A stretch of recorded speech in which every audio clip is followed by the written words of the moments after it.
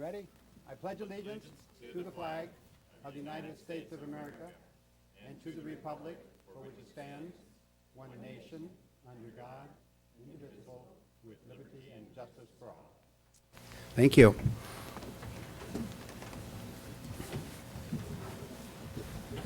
We have translation tonight. Vivian Rodriguez is with us. Sí, muy buenas noches y bienvenidos de parte de la Junta Directiva del Distrito Escolar de Santa Bárbara. Si hay alguien que necesita la ayuda de un intérprete, por favor levante la mano para darle un audífono. Gracias. Thank you. Thank you. We have headsets for the hearing impaired if you need them. Introductions, proclamations, presentations, or recognitions. Dr. Sarvis? Well, school board elections are over. We are welcoming back to the dais Kate Parker. Welcome back.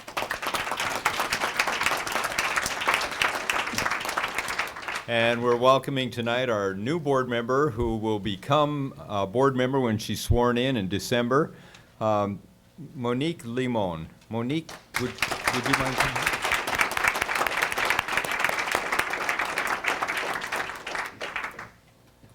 Hello, board. Thank you for having me. I'm very excited about the opportunity. I'm looking forward to serving on the board and to be done with the campaign process as well, and to continue to working with our schools and with our community. So I'm very excited.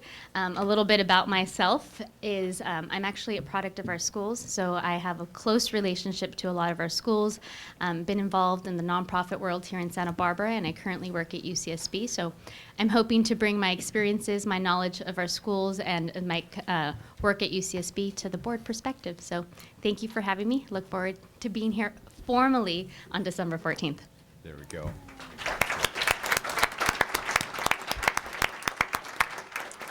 Could I make a comment on just thanking Dr. Dean Nevins and Lauren Mason for making it a worthy challenge for these two. It was a good race. Everybody was very good, took it very seriously, and they were all good candidates, but congratulations to Kate and Monique. And Kate may want to comment as well. Well, I'll chime in with Ms. Limon. I'm so grateful that this campaign process is over right now, but it was a pleasure to run with you and to run with Dean Evans and Lauren Mason. I think we've all had that experience that we've run with really nice people, and it's been really great that the sort of the school board campaign process in this community has stayed above board for most part, and has just really been about getting information to people. So I'm looking forward to 4 more years. All right. Well, we do have another presentation, Mr. Heron. As am I.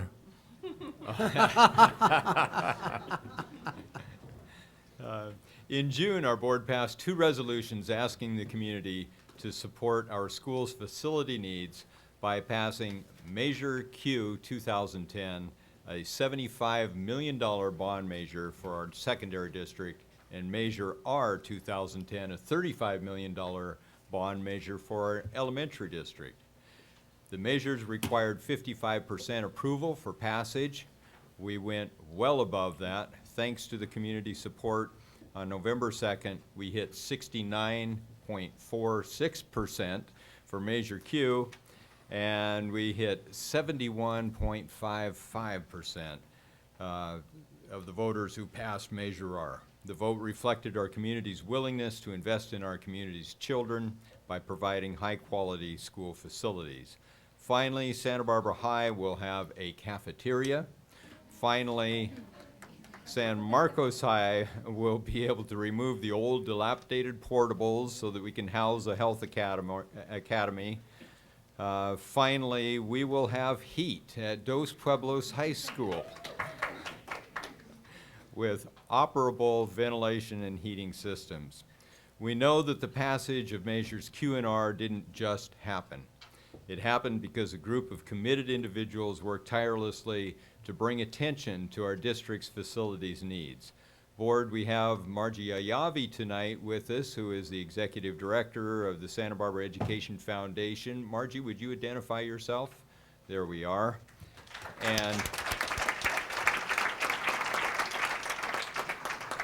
And I would like to ask our campaign chairs for Measures Q and R, Mark Ingalls and Lynn Rodriguez, to come up to the podium. as well as many other Santa Barbara Education Foundation members. Mark and Lynn gave their time and talent to the campaign. In fact, we have a number of other people who are very active in the campaign with us tonight. I joined the board, our staff, our school community, as well as our current and future students in applauding your efforts.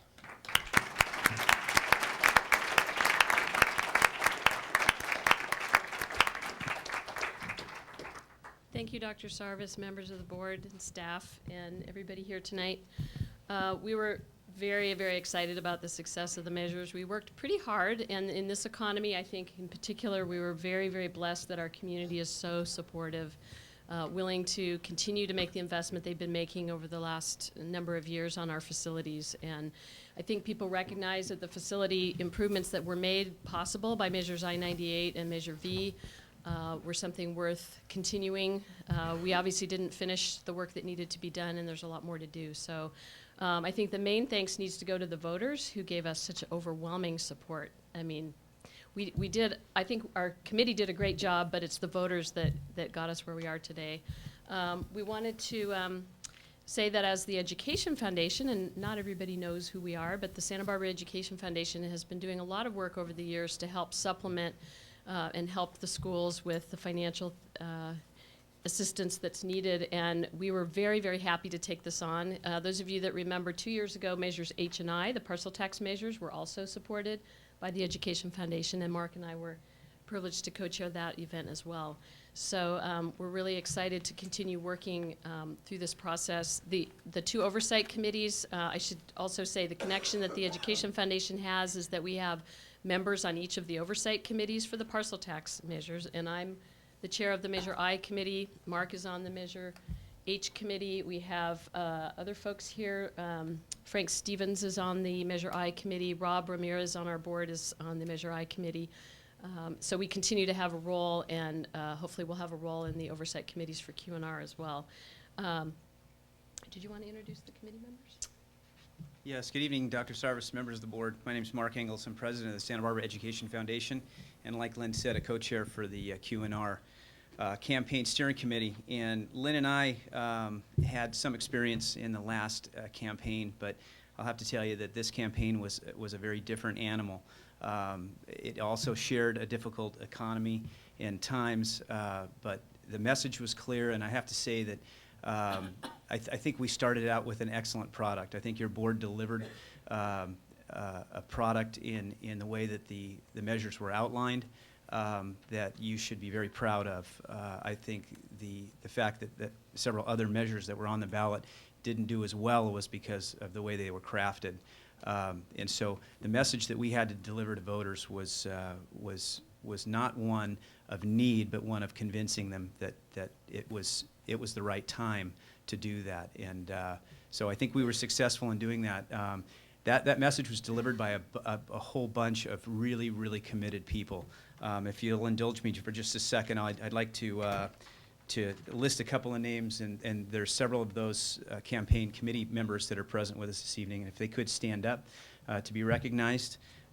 We have Rob Ramirez, Bill McFadden, Jan Campbell, Brian Robinson, Susan Deacon, Frank Stevens, Denise Fellows, Joe Andalutis, Julie Caprito, Lane Wheeler, Nancy Harder, Paul Rooney, Sonny Ingalls, Nancy Matheson, Harry Rabin, Craig Price, Ellie Ingalls, and Nels Henderson. Those folks worked tirelessly on this effort. Can you all stand up? Yeah, if those of you that are here, please. And Margie Yayabi.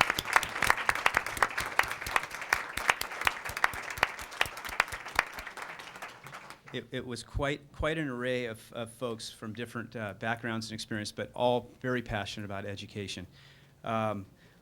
While campaigning, if I could just share a few thoughts. While campaigning for these measures, I had an opportunity to meet and talk with a lot of people, not just school parents and school community members, but many of those in the community, and business folks, chambers of commerce, and a number of different organizations throughout the community. And I'd like to share just a few thoughts with you. Again, it wasn't an issue of whether or not these measures were needed. That was never the case in my conversations with these folks. but it was that voters were looking for an opportunity for the district to show in this process transparency, accountability, and efficiency in the process of collecting and spending these tax dollars. I would challenge your board to not only meet these voters' expectations, but to try and exceed them. And I believe the best way in doing that is to start communicating back with our community, and not just the school community, but the entire community, which is those that pass these measures. $110 million of those taxpayers' monies will be spent on these schools and wonderful assets in our community. I would suggest that your board consider a campaign to educate and inform our community about these projects, the process and the progress of these very important projects that these monies will fund, and also keep them abreast of how these projects are functioning. It's quite common with large capital campaigns of this nature that part of that is community outreach and helping to facilitate educating the community, and Cottage Hospital would be one example. They do a tremendous job of reaching out not just to the neighbors and the people most impacted by the project, but those people that the project will ultimately serve. So I would encourage you to and challenge you to seriously explore a serious campaign for that. And again, on behalf of the Santa Barbara Education Foundation and the Measures Q and R campaign, it was a great experience for all of us working on it, and we're thrilled and excited that these students, teachers, and schools will have infusion of this very needed and necessary money right now. So thank you for the opportunity. I didn't mention some of the people and organizations that endorsed the campaign, which also shows the tremendous support that we have in the community. It was pretty much a who's who of people in Santa Barbara, but some of the organizations that supported us: League of Women Voters of Santa Barbara, which you usually have someone here in your audience on Tuesday nights, the Democratic Women of Santa Barbara, the Santa Barbara Chamber of Commerce, the Orfila Foundations, the Hutton Foundation, Santa Barbara Education Foundation, the Santa Barbara Democratic Party, the Santa Barbara Teachers Association, Friends of VADA, the Partners in Education, Goleta Valley Chamber of Commerce, Just Communities, Pueblo, California School Employees Association, Santa Barbara City Firefighters Association, and the Santa Barbara County Firefighters. So that shows you the diverse amount of support that was received by the large organizations, and of course many, many elected officials, which I can't go through all the names, but thanks not only to the steering committee members and to the incredible talent on our steering committee. I have to say we had some incredible people that really understand campaigns, really understand how to get out and get the word out. And we ran a grassroots campaign. We were fortunate to have enough money to do some advertising and some other things that really helped get the word out, and a lot of on the ground talking to people, and lots of conversations Mark and I and the rest of the committee had with folks. So this is, I think, an incredible sort of mandate from the community that we go forth and make these improvements on the school sites. I agree with everything Mark said about let's make sure that we keep good publicity going along the way. I would say the district did a pretty good job of that with Measures I-98, or certainly with Measure V, with the Road to Renovation newsletter. Hopefully you'll continue to do that. And our students will get to see the construction projects underway and get to really see the benefits of those right away. So we're really, really happy to be able to do this for the district, and we look forward to coming back with updates or other information as needed. Thank you. Thank you very much, Lynn and Mark.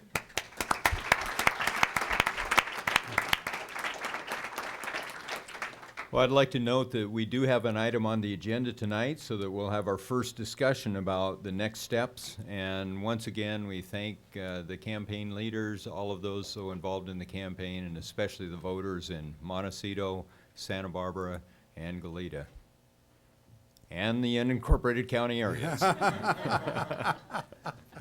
Well, shall I go on with the superintendent's report? Yeah, you have 2 student reports, I believe. And I was going to finish the superintendent's report with our students. Oh, okay. Not going to follow the agenda. Okay, let's follow the agenda. I'm pleased to introduce you tonight to Chris Saricocci. Saricchio. Chris, come on up to the podium there, and Carolyn Green. Both of these are students from Dos Pueblos High School. Thank you. Ladies and gentlemen, Dr. Sarvis, members of the board, thank you for having us tonight. My name is Chris Chirurchio, and I am the ASP president at Dos Pueblos High School. And I'm Caroline Green, ASP representative at Dos Pueblos. So we'd like to start off by saying we did have a really sorrowful event at Dos Pueblos. One of our fellow students did pass away, but it was really nice to know that there was lots of support by all the students and the families at the school. We're planning to put a plaque in the tree in the meadow where our fellow student Bryce Pearson used to hang out with his friends, and that's going to be sponsored by family and friends. And also there was a school-wide testing on Wednesday, October 13th that all of you, of course, know about. The sophomores and juniors had tests to prepare them for college, the ACT plan and the PSAT. And freshmen had presentations on Naviance and Edline on that date. And the senior class get to take a class picture, and we had a pool party, which was really fun. We had DP Rocks was Friday, October 15th.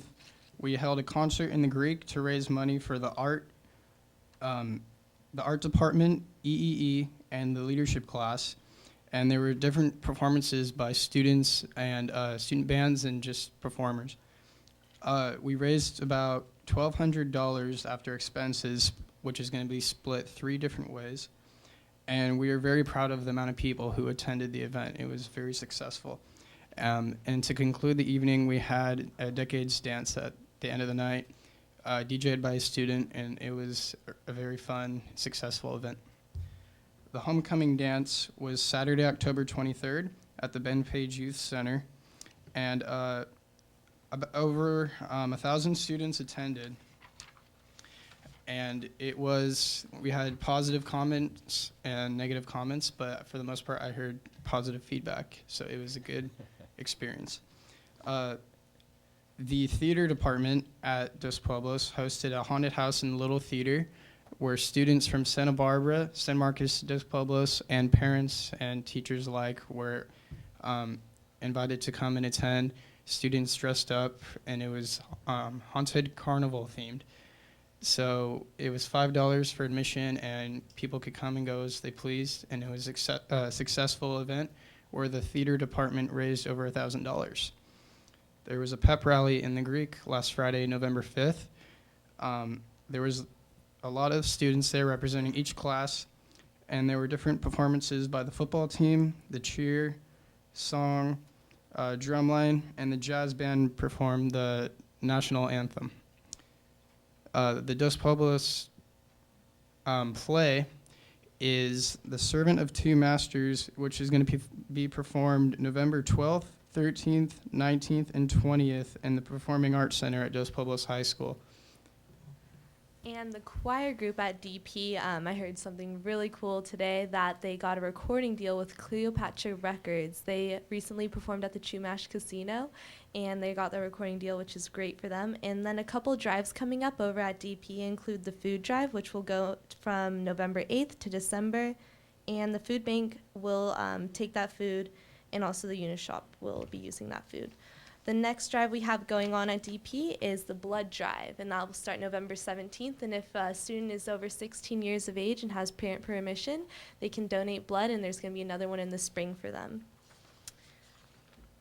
And we just have a ton of drives going on. We also have the toy drive starting November 15th, and that'll go till December 8th. And toys will go to Community of Friends, and they'll be donated to local schools and also the Unity Shop. The next drive we have is December 1st to December 15th. That's going to be the Penny Drive. And it's really fun because each class gets a little tin can, and they get to put their money in there. And it's a big fundraiser for, I believe the money goes to the Unity Shop. And the winning class gets pizza, and the 2 running up classes gets healthy snacks. So not any of that candy. We had Students of the Month for September was Corinne Ruth, and October was Kyle Colton. The students are nominated by teachers, and the student that receives the most nominations wins the award. Everybody who's nominated receives a certificate, but only the winner is recognized to the full extent. The Artist of the Month for October was Kimberly Preston, and for November was Joanne Kim. And the way they win this award is they submit their artwork to the art department, which is then voted on by the art club and or the department. And if they win, their art is displayed in the library in a case for all the students and everybody to see. So it's a really nice way to have your art presented in a very positive way. And the last thing that's going on this month is Domestic Violence Awareness Month. DP is going to be participating in that by having everyone dress up on October 23rd and wearing white that day. And that's the ASB report for Dos Pueblos. Thank you all for your attention. Thank you. Thank you, Chris and Carolyn. You're going to learn. There's always good and there's always bad. Always positive, always negative. That's it goes with the territory. Thank you very much.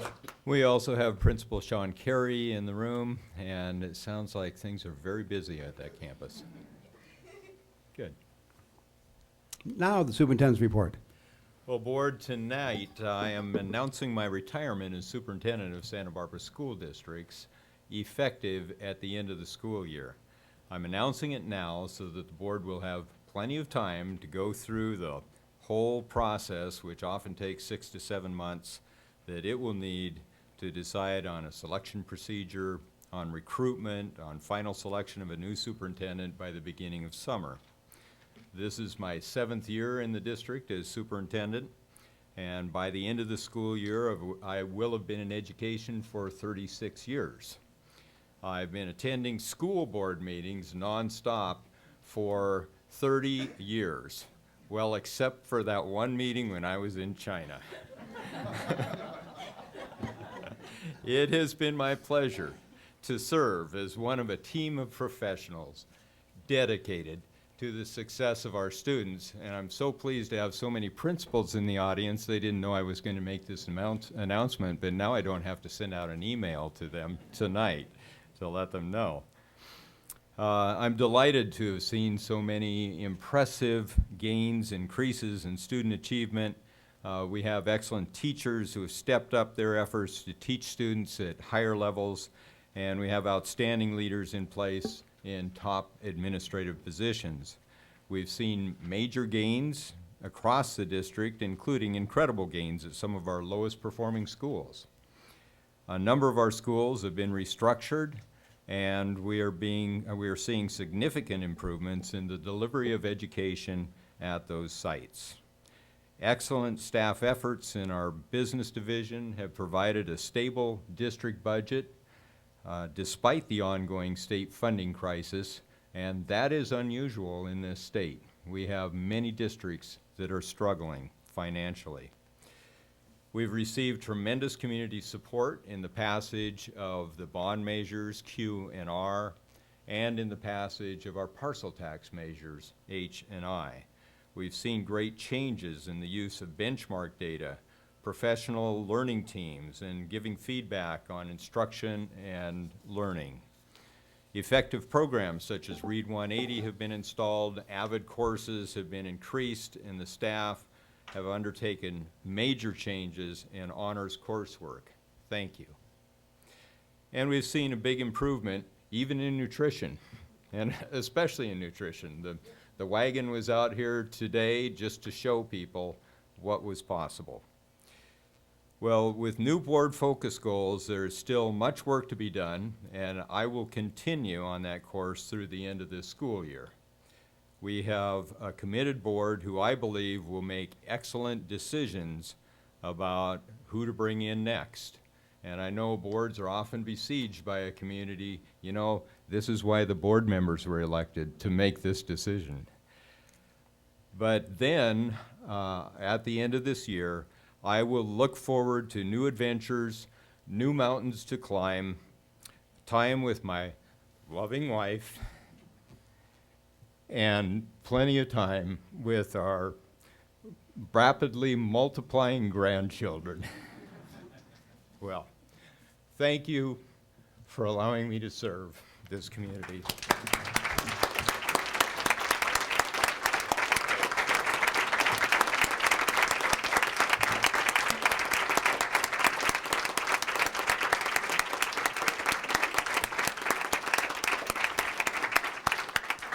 Hey, we've still got another 8 or 9 months to go here. We'll have plenty of time to say goodbye at the proper time. Words really can't express my admiration for all that you've done in the 2 years I've been working with you, and this year particularly as president. It's people just don't know what it takes to run a school board, school district, or 2 districts. It's amazing. You do an amazing job. And I know the board joins me. Kate, Mrs. Parker?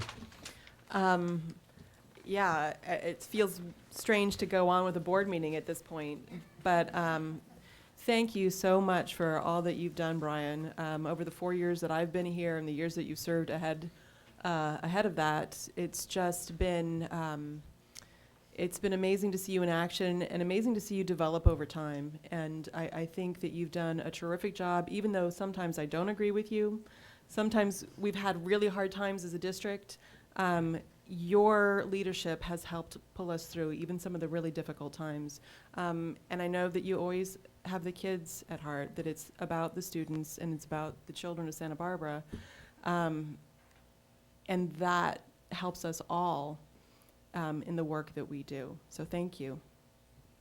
Thank you. Mrs. Deegan? I have to say, being a school superintendent is not for the faint of heart. And feedback has come, as you know all too well, in many shapes and forms. But I think you've done a really terrific job guiding this district forward in so many ways. And I just want to echo what Mrs. Parker had to say about the fact that you so genuinely care about the kids. And that comes through every day. And you really have modeled that for the rest of the staff. And so I think that that's a legacy that you will leave and something that our district should be really thankful for, and hopefully we will find in our next superintendent. So thank you. It's also been a pleasure the last 2 years. Ann, can you stand? Let's just give Ann, she's put up with all this.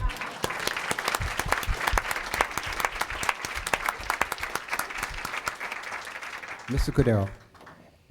Well, unfortunately, Brian, I think you model too well because you've set the tone for being emotional. And now I'm going to have to be very brief or I'm not going to make it through this. I think you were interim superintendent when I was appointed to the board. And one of my first decisions as a board member was in hiring you as our permanent superintendent. And I was hoping that you would stay until the end of my tenure so that I wouldn't have to hire another one. And it will be exceptionally hard to replace you. We won't really replace you. As you know, we first met before you were superintendent when Debbie Flores was still superintendent, and you were so helpful in the Hispanic consortium that we were having, the Hispanic caucus that was meeting, and there was information I'd been trying to get for literally years that I had been unable to obtain, and I asked you one time and I had it very quickly. I think your commitment and your genuine concern and compassion, not only for our students, but for our community as a whole, really has meant a great deal to me. Thank you. Okay. Thank you. Is that the end of your superintendent's report? That's it. Okay. Enough about me. Let's get to work. Let's go on to C2. Oh, Dr. Noel. Moi. I want to say something. I perhaps share a different philosophy of school governance than some, and it includes a lot of emphasis on separation of powers, checks and balances, Madisonian democracy, and that structurally puts me in a different place than it puts the superintendent. And any of you who follow the board meetings and the board have seen us struggle with that and try to work that out. And I can honestly say that that through that, and there have been some tough times, that I have maintained my personal regard and respect for Brian, and a belief that he indeed is doing what is best for students as he sees it, just as I know he respects my views that I'm doing what's best for students as I see it. It's been a pleasure working with you, Brian. Thank you. Thank you. Thank you. You're being We'll go on to C2, board comments and correspondence. Mrs. Parker? Oh, trying to recover here for a second. I know that a lot of us were at Franklin School this morning, so I want to chime in on that because that was so much fun. Seeing the Franklin Eagles, Principal Kilgore, who did a fantastic job in hosting all those bigwigs as they opened up their new $100,000 fitness center, which was fantastic. And then some of us got to be at the Get Schooled event at the Farmers Market today, that was brought to the community thanks to the Orphala Fund, I believe. Two of us at least got our picture taken with Christian Slater, and the rest of them didn't even know who Christian Slater was, which was making me feel really sad. That was the worst when the students there were like, oh, he's from the 80s, and we weren't born yet. But there was a lot of fascinating information there and great tables for resources for the local community about educational nonprofits and some of the programs that we have in place, like AVID. They had tables up there too, so it was really great. Thanks. Mrs. Deacon? Maybe I'll just, as you heard, I also got my picture taken with Christian Slater, but truthfully, that wasn't the high point. What was the high point were all the tables that were set up by local community groups, including those representing Avance, Future Leaders of America, Orphala, Santa Barbara Education Foundation, the Scholarship Foundation of Santa Barbara, all with materials, making it available to people that were there that had turned out on State Street. So it was a great opportunity for all these wonderful organizations to get more publicity out and word out into the community. And I also was at an event last week for Future Leaders of America, and I want to just talk about the parent piece there, because we all know how important it is to get parents involved in their children's education. And Future Leaders for America offers a camp that not only students go to, but their families go to as well. And we're talking mothers, fathers, grandparents, nieces, nephews. So it was a really great opportunity to hear about those experiences from the students. And Avance also, which is now set up at Harding right now, as well as in Carpinteria, has an evening parent program, and the parents have been really coming diligently, responding to all the things that they're learning about parenting roles. So I'm so happy our district is participating in those things. So those are a few of the things that I've done recently that I've really enjoyed. Mrs. Cordero? Well, unfortunately, I was teaching all day, so I didn't get to attend these events. But last weekend, the Adelantes Charter School had a very successful Dia de los Muertos event. I think it was, much to their credit, there had been some discussion early on, perhaps not being able to have that event again because they were so busy with setting up the new charter, et cetera. And I think it was much to their credit that they went forward with it, and it was quite successful, and it was a wonderful event. Also, we had, Ms. Parker and I attended a committee meeting yesterday of the Youth Violence Prevention Committee, in which we heard about a process that we've heard of before, but the name of it is Restorative Justice. Many of you might be familiar with it. And I think there were some really wonderful suggestions made, some really wonderful opportunities identified, and I look forward to that coming forward for more discussion at the district level. And I think there's some wonderful possibilities of things that we can do to help keep our students in school and help change behavior rather than simply punishing it when students do transgress the rules. So I'm really optimistic, and it was a wonderful meeting, and I believe that you were responsible for bringing him, Dr. Sarvis? A number of people were. Well, I'd like to thank whoever it was, because it was a wonderful meeting, so thank you. Yes, if you went by the Elguera Plaza on Sunday and saw the excitement in that courtyard with Adelante. It was just a colorful scene, and everybody was decorated out with painting faces, and it was a wonderful event. I know we're going to have a SEAC, a special ed report next week, or next meeting, but I'd like to take the opportunity now to say that we did have a parent advisory group meeting, the first one. But with all the principals here, I'd like to thank the principals for providing all those people, all the parents who showed up to that meeting. The room was packed, and every school, I think, was represented, and Dr. Carrie Mills did a great job. She'll probably tell you more in 2 weeks, but I wanted to say thank you to all the principals, because you're here, and we'll save a lot of emails. So thank you very much for helping Dr. Mills carry that off and get off to a great start. I also had correspondence that on the agenda tonight is F1, which is a report on the agenda. It says from Kathy Abaca, but wanted to make sure everybody understood that it really is a SEAC report, and as president, she's giving the SEAC report. It's not simply a report from Kathy.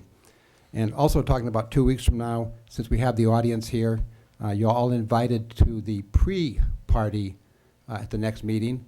We're going to honor Dr. Noel. SEAC is putting on a little reception for Dr. Noel. And I thought he knew about it, but by that look, maybe he doesn't. But at 4:30, SEAC is, and they'll talk about it later too. But Ed, did we tell you that was going to be a surprise?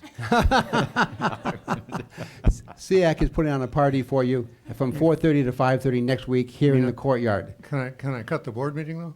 No, we will start the board meeting at this closed session at 5:30. But please, everybody, please come and honor Dr. Noel for his 12 years of service on this board.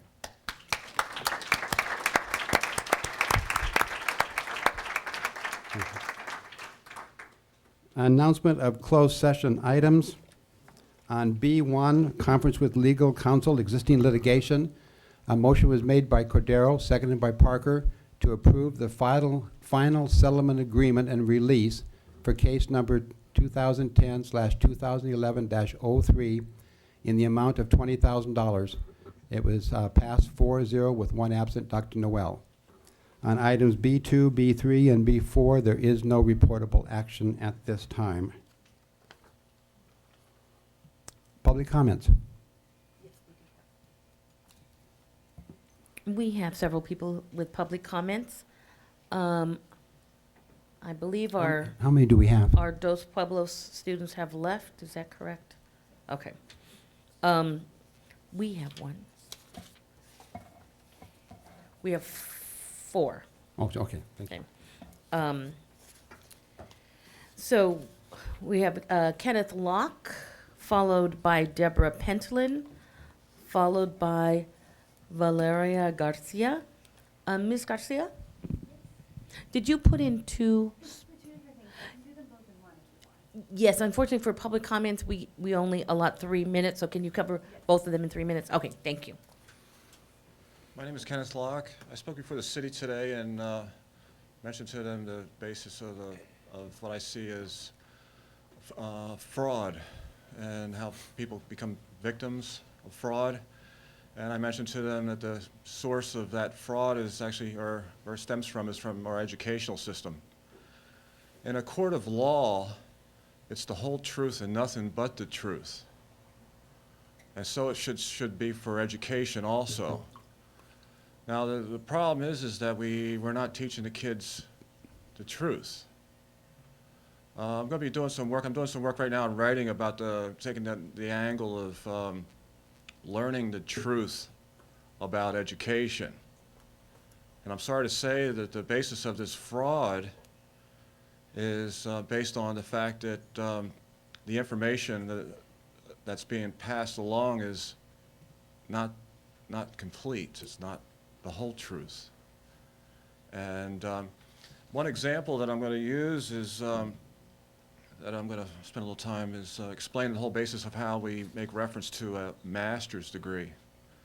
And I'm sorry to say that that's not the whole truth, how we go about defining a degree of education in relation to the standard of a master And I'm claiming to have mastered 2 disciplines, the fine art form of painting and then also the athletic exercise of tennis.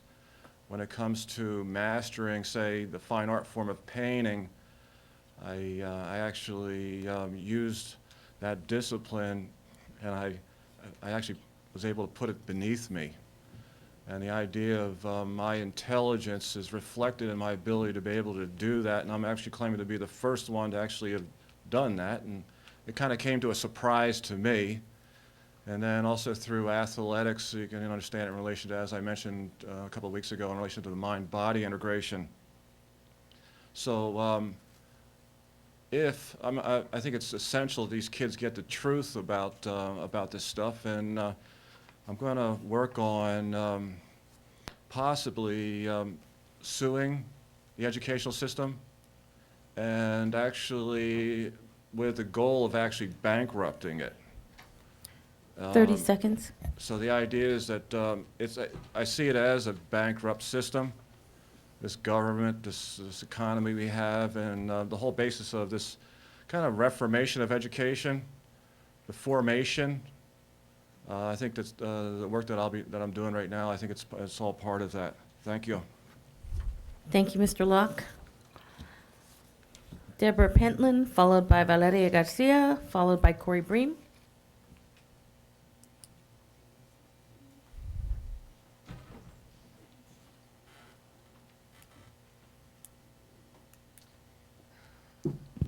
Good evening, board members. When I came here tonight, I didn't expect Brian's resignation, of retirement. Congratulations. I don't know a retired teacher who isn't enjoying it.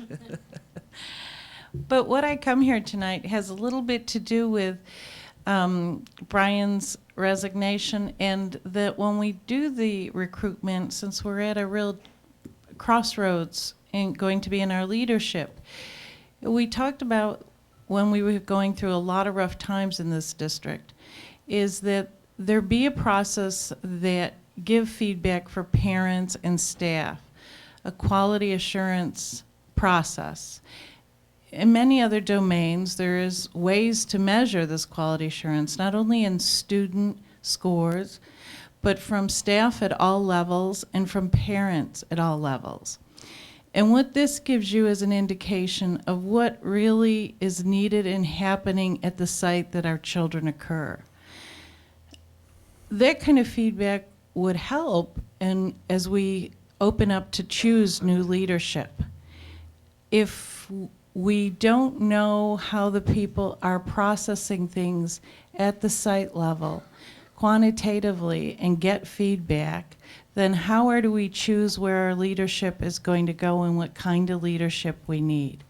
It really needs to be an open process where the feedback of all the people who've been struggling at the site level can have that input and the board members can look at it. Not just in parking lot chats or the talk behind closed doors or messages sent. The Figment report had asked for transparency and dialogue, but I really feel that really still hasn't been accomplished. It's still kind of behind closed doors. And yeah, we're going to agree and not agree, but at least we'll know who said what, who denied it, who approved it, what really is happening. And I hope for our community in this transition, we can build a program of true transparency. So thank you. And good luck, you're going to love it. Thank you, Ms. Pentland. Valeria Garcia, followed by Corey Bream. Good evening, Dr. Sarvis and school board members. I have a few things to talk about today. The first is Santa Barbara High School. I came here tonight to let you know what the Associated Student Body of Santa Barbara High School is up to as of right now. We had a few events. We started our legislative meetings, which are the first Thursday during lunch, first Thursday of every month. We invite students from all over the school to food and to 2 hours of community service during lunch. And we talk about things going on in the school. They give their input. So it's a great way to get a wide range of students to give their input on what they think of the school. We also had our first ever Harry Potter versus Twilight Spirit Day. Students were encouraged to dress up like their favorite characters from either Harry Potter or Twilight, and we played Quidditch in the quad during lunch. A lot of students came out to see that. And this was the day before the Halloween weekend, the Thursday before Halloween weekend, and then the Friday of Halloween weekend, we had a Halloween carnival. We had pumpkin eating contests. We had costume contests. A lot of students also came to the quad for that. A few of the things that are coming up this week, our school's play Little Shop of Horrors is starting, which I've heard nothing but good things about it so far. We also have talent show auditions coming up for our talent show, which is scheduled to be happening in December. And our next big event is Snow Day, where we buy about 2 to 3 tons of snow. We put it in our front lawn, and we let students come and play with it. We play holiday music, and we have Halloween. We have holiday decorations, and it's just a really fun community event in our school. Enough about Santa Barbara High School. I'm also here to talk about Santa Barbara Youth Council. As you know, Santa Barbara Youth Council is an advisory committee to the Santa Barbara City Council. We work with the City Council on a number of issues, and we just have a lot of communication. We're having an event Monday, November 15th, which is next Monday. It's a teen rights workshop.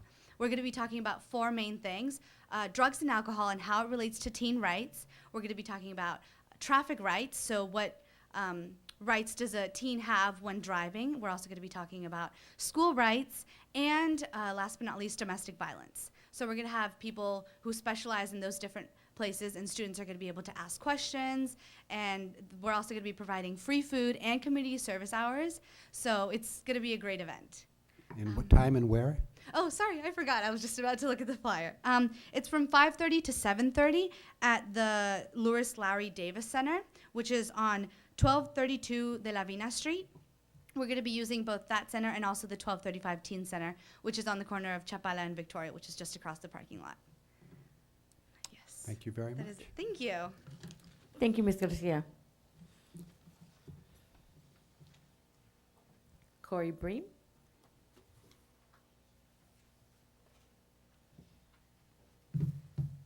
I usually follow Kate Smith. That's more exciting. I like your energy. Congratulations on retirement. I know you'll love that. Everybody says more time with family. So good luck with all that. That's a lot of change. My dad took up golf. Hopefully you have something. I came to speak tonight with this in mind. Please advertise far and wide and try to attract someone great. That's all.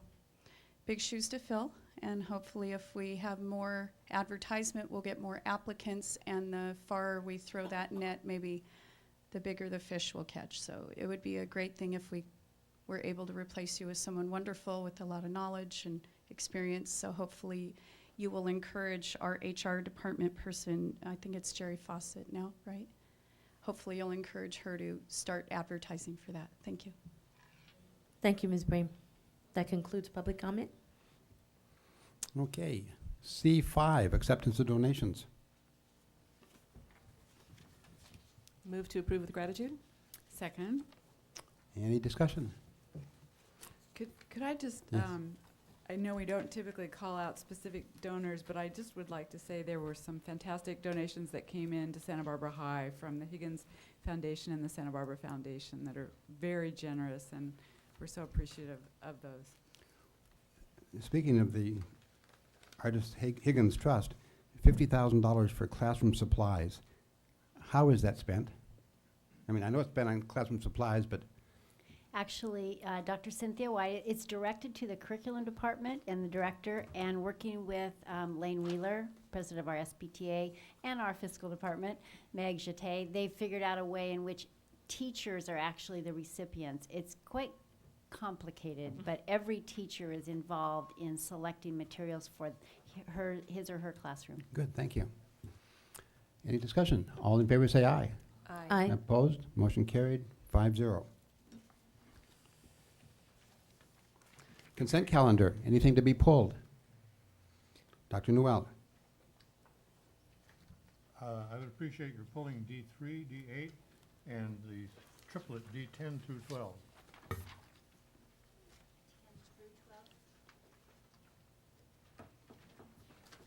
3, 8, 10, 12, 10 to 12. 3, 8, 10, 12. 10, 11, 12. Mrs. Parker? I just wanted to make a quick correction en route to to the minutes from October 26th. And that is on item H, where it says coming events. The last sentence where it says Board President Herron announced that Special Education Advisory Council will be hosting a farewell reception on November 23rd. If we could just insert hosting a farewell reception for Dr. Bob Noel. I have a question on the motion regarding D10.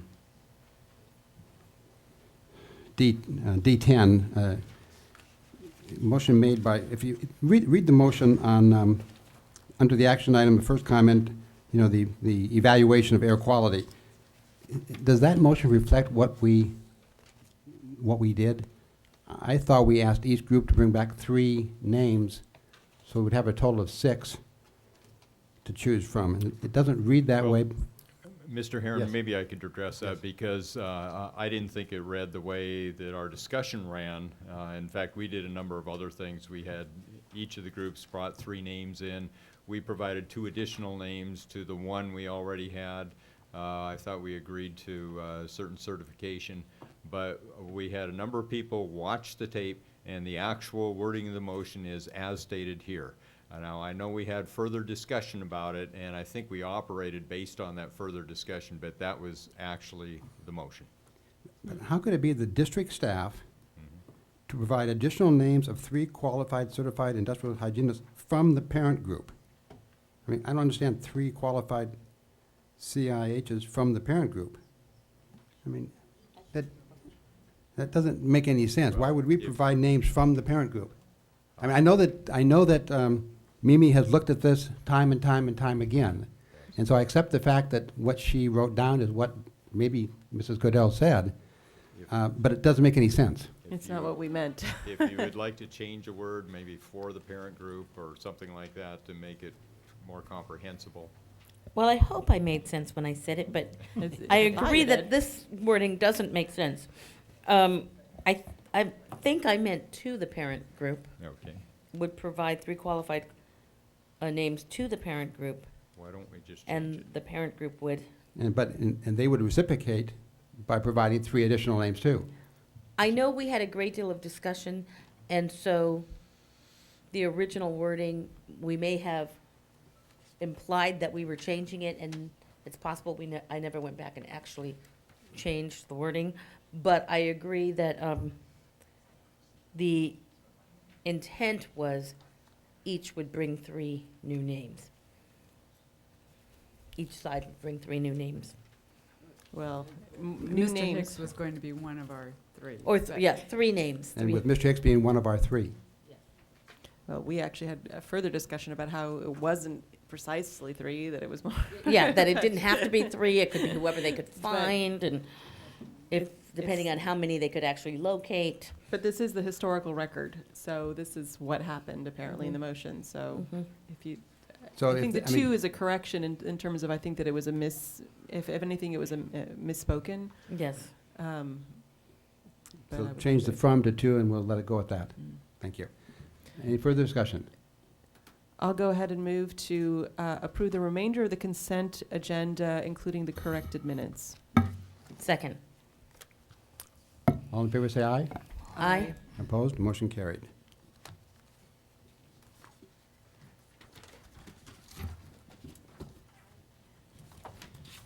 We now go to action item E1, approval of single plans for student achievement for all non-charter elementary and secondary schools. Associate Superintendent Robin Sawaski will introduce this. Okay, thank you. As you know, we have all the principals in the room tonight, so they are here to answer any questions. We're not going to ask them to step up to the podium and speak to each of their plans. I want to note 2 differences. I know you have the memo in front of you as far as the process that we took in developing the plans, but there were a couple of differences this year. Of course, we continue to take your feedback every year and try to improve not only the format, but the way in which the content is more consistent between the plans or among the plans. 2 differences, and according to Dr. White, this was part of the requirements. from the state, I believe, in that we had a peer review. And so we had clusters of principals come together, not all of the elementaries together, but a smaller group, and then a couple of secondary groups where they did a peer review where they came in here, Dr. Davis Hayden and Brian Sarvis and Dr. Cynthia White and I were all in the room as well. And so we all gave feedback to the principals, and we looked in detail at their analysis of the data. We talked about their plans, their activities and all, and looked at the budget as well. So I thought it was a much more thorough process. I really enjoyed that, and I think the principals from their feedback from that appreciated the time that they got to spend listening to their peers and listening to the other plans. The other part that's different is that, as you know, the structure was aligned to the response to intervention structure. So the categorical funding activities that really address the response to intervention are the plan looks like tiers 1, tiers 2, and tier 1, tier 2, and tier 3, and the activities are aligned to that. So we felt that was a real improvement because that's exactly how our schools are addressing the needs of our at-risk students, and also the core, the curriculum at the tier 1 that all students receive. I'm not going to say anything more about it because I hope I haven't spoken about everything that Dr. Cynthia White was going to say. She was the one who has facilitated and directed all of this. So, Cynthia, do you want to Thank go you, ahead? Robin. That takes, that shortens my presentation significantly. So good evening, board, and congratulations, Dr. Sarvis. And I wanted to thank all of the principals for being here this evening to answer questions. This has been quite a long process because we did come to you several times last year about the actual protocol. And so I hope that this has been easier for you to look at. And I'm going to give you some details about how we did evaluate the plans. We used the state model, and the state model has us look at whether the plan aligns with the LEA plan, or what we call the LEAP, which is like the district's single plan for student achievement, whether the plan has professional development to support the goals, whether the plan shows evidence that data was used in working up the plan, whether the plan was approved by the school site council, and applicable advice was received from ELAC, for example, the English Learner Advisory Committee.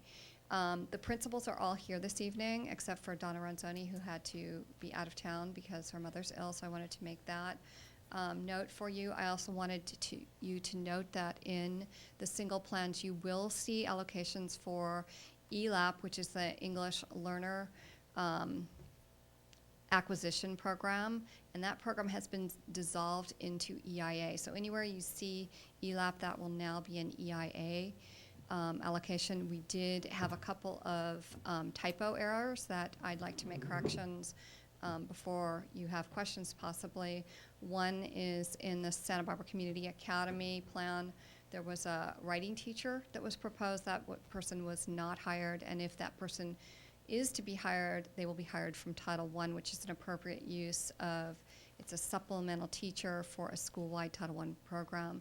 The second would be the teacher of Spanish for the Santa Barbara Community Academy, and that teacher would also be out of Title I, and that is also a supplemental program for a school-wide Title I school, and its appropriate use of the funding source.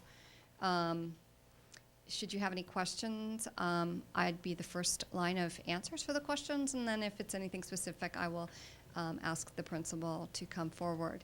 We had, I guess, one more typo I forgot to mention, and that was that Cleveland did have the name Adams in there twice, and that's because on September 10th, we did work as a group on that plan. So we all took that template and worked from that template, and I guess the find every Adams and change it to Cleveland didn't quite work. So please note that as well. Thank you. I also want to note that Santa Barbara High School's plan is not here this evening, and I'm not sure if everybody got that word. The budget is still it will be approved. I believe they either had a meeting today or soon, but we're still looking at it and making sure that it's appropriate as far as all the expenditures. So that will be coming back. Yes, in fact, I'm going to their school site council meeting on Monday, and at that time, the school site council will approve their plan.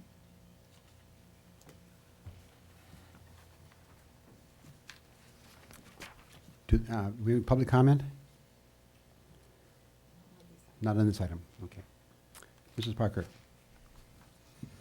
You're going to miss me, Mr. Herron, when I'm not at the end of the dais anymore. I won't be here either, so that's okay. I won't miss you. I may You know be, what? You're I gonna may be be the next to you. You're, Yeah. you're going to be the one being called on. Thank you. I think for your, when you were talking about the Spanish teacher, I suspect that you meant Adams and not the Community Academy, because those were two that I had highlighted. The Community Academy is the writing teacher, and Right. Adams is the It's Spanish teacher.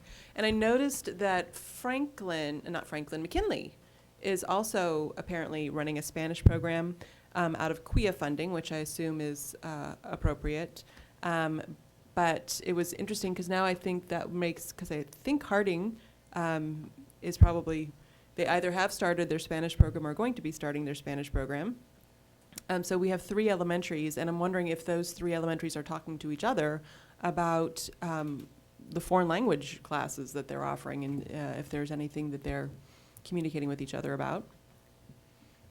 Okay, I can't actually speak to that, but See, I knew I was going to get you, Dr. White. You knew you'd get me.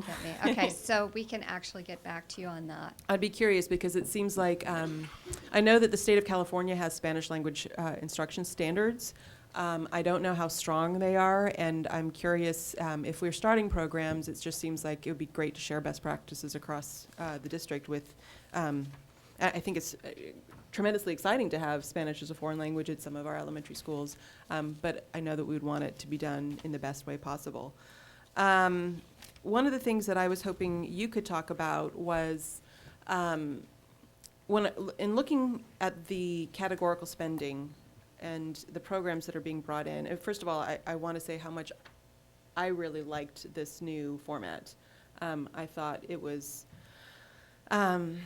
it tied learning goals and spending and programs. It just tied it all together in a really easy to read way, and I thought it was laid out really clearly.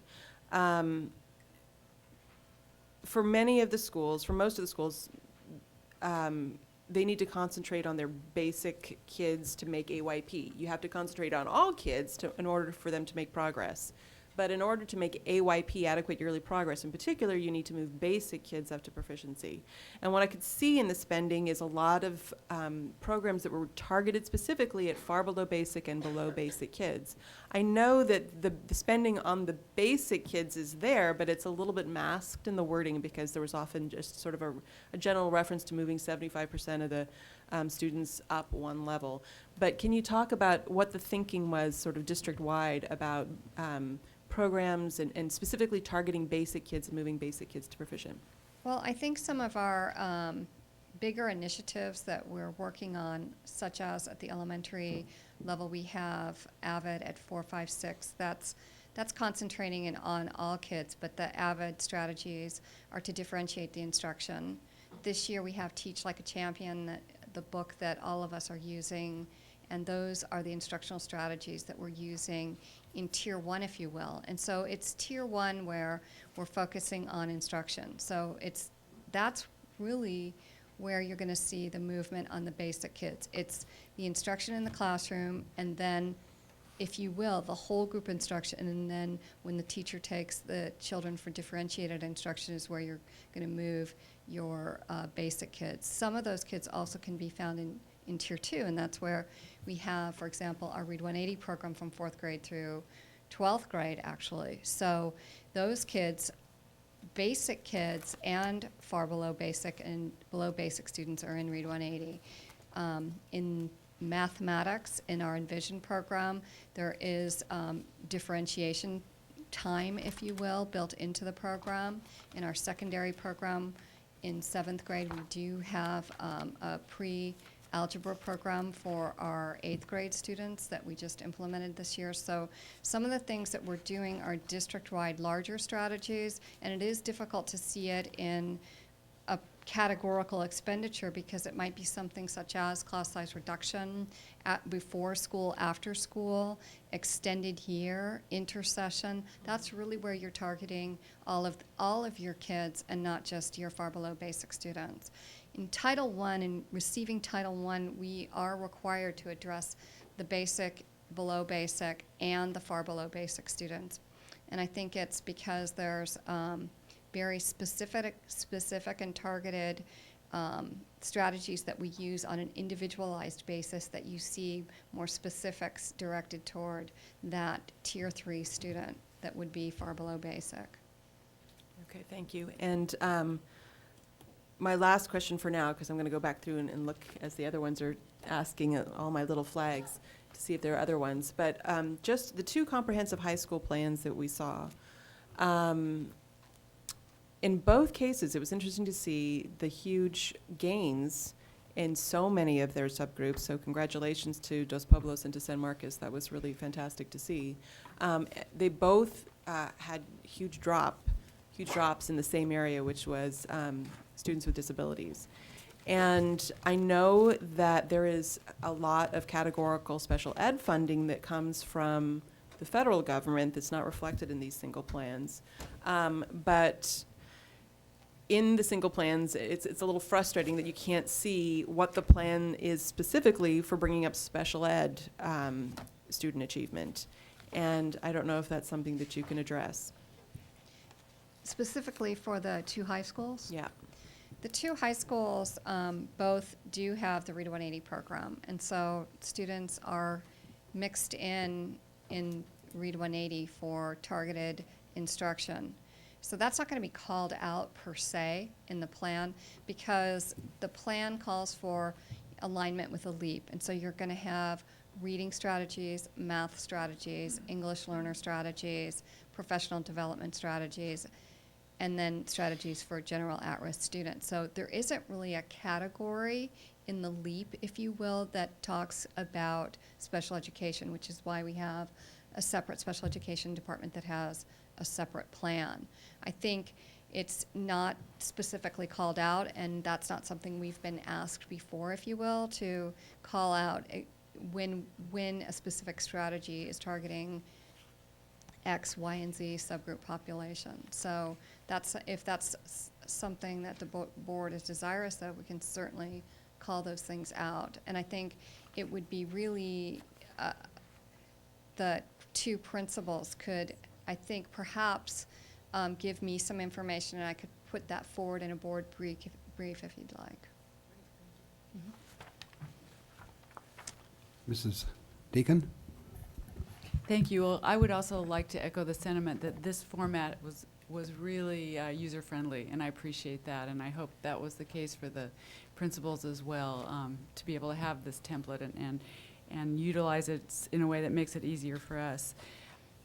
Rather than commenting on individual schools, and I've been doing that as I go out and visit some of the schools, but I'd rather just talk about some general themes that emerged for me. I really like how the principals are drilling down even into different grade levels. You know, I saw that in the commentary that people provided when you were discussing your data, and I thought it's really great that we're constantly going deeper and looking closer and closer, and I'm sure that extends even below grade levels into to individual classrooms. And so I think that's definitely the right way to go, and I see a lot of success as a result of that. I appreciate the fact that principals are using their funding in targeted ways, and I saw a lot of instances of people extending the school day, especially in the elementary levels, and I think that we're seeing some gains as a result of that as well. And I also like the fact that science and ELD are being combined too. I mean, it makes so much sense that we don't have to do just one thing at a time. We can do multiple things and accomplish a lot. Regarding professional development, I counted probably between 5 and 10 different kinds of professional development at individual schools. And in light of the conversation we had with the superintendent of Goleta the other day, it kind of makes me wonder, are we not spreading ourselves too thin? I mean, they've decided to focus almost exclusively on differentiated instruction. I know we're doing a lot of good things. Avid, Teach Like a Champion, I think is a great tool. But I guess I'd like to know if the principals feel we're asking them and the teachers to spread themselves too thin. If we wouldn't do better by doing less and being more uniform across the schools, because schools are all doing different things. And that makes it harder, I think, to judge effectiveness when we're comparing apples and oranges. So I guess that's a general question, and I don't know if you want to address that or Mrs. Sawatsky would like to. Well, I'd be happy to address that. In the two accountability models, they're built differently. They have one of the same points, and that's the point between basic and proficient. And in the federal accountability model under No Child Left Behind, it's simply the number of students above that one line. In the API model, the state model for our academic performance index, there are 5 different categories in any movement from far below basic to below basic, from below basic to basic, basic above that line, and proficient then to advanced, gives the school credit. And the big gains that we have seen are in the state API accountability model. And our commitment in Excellence for All was really a commitment to move every student up. It wasn't just getting students to proficient. I mean, it was moving those students who were proficient to higher levels, even working with the more advanced students and challenging those students as well. And one of the great gains that we've seen that we're particularly proud of is the few number of students who are now at far below basic. That's a big change. It doesn't show up at all in the federal model. And if we were to pick one or the other, we would go for API. I mean, we'd go for that model where we're moving every student up. Do you want to speak about maybe the you're going to address the professional development? I don't have the plans right in front of me, and so I can speak to the fact that, of course, we have schools that are focused on particular kinds of professional development, like the Harding Partnership University School is starting their IB, and so their International Baccalaureate training is very intense, and so that's a particular type of professional development for that school. All of the schools have teachers I mean, they're very focused on AVID, Read 180, Teach Like a Champion. The things that are district-wide, actually K or 4th grade through 12. So I know that, you know, chunks of professional development are going there. And then when schools look at their individual, like you say, the grade levels, and they really drill down and they see where do we really need some targeted instruction, it may be in writing. So there's some step up to writing that's well known, you know, program that has been successful. I mean, different kinds of targeted instruction. English language development, we have a lot of that going on, continue to. I mean, we started that, 5 years ago?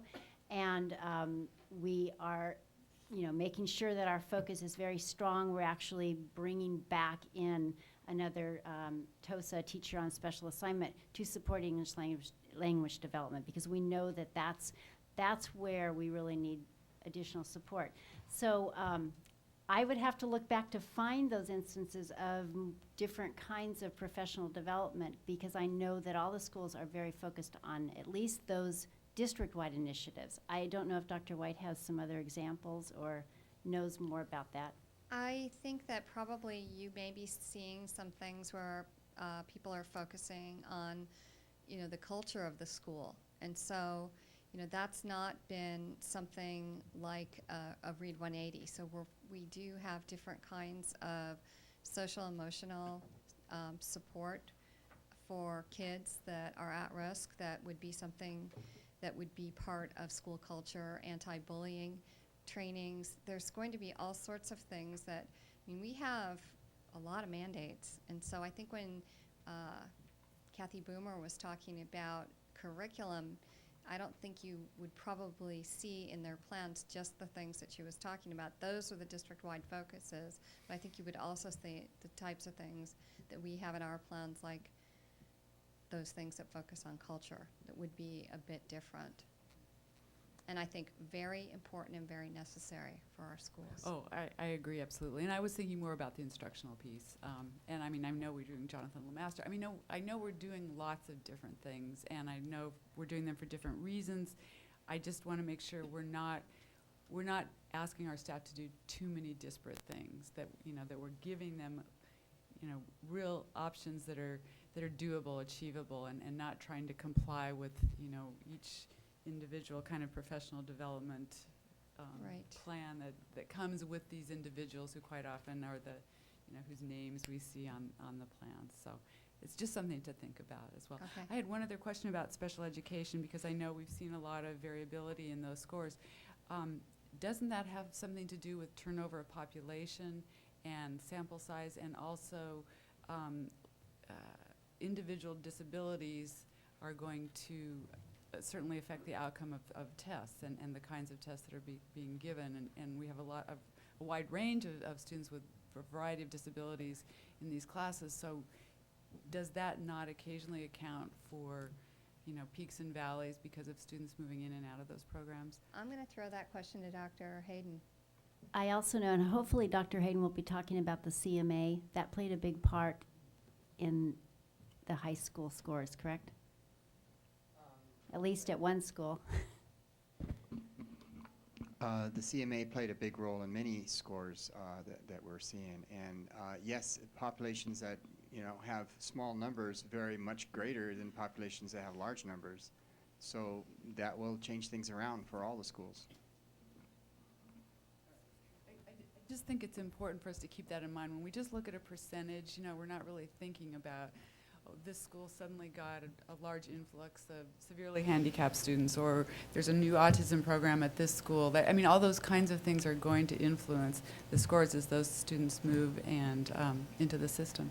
But it doesn't even have to be a program, though. I mean, when you have small numbers, just the entering class one year may have more students than the exiting class, and that can change things around drastically. So it's not just even the programs.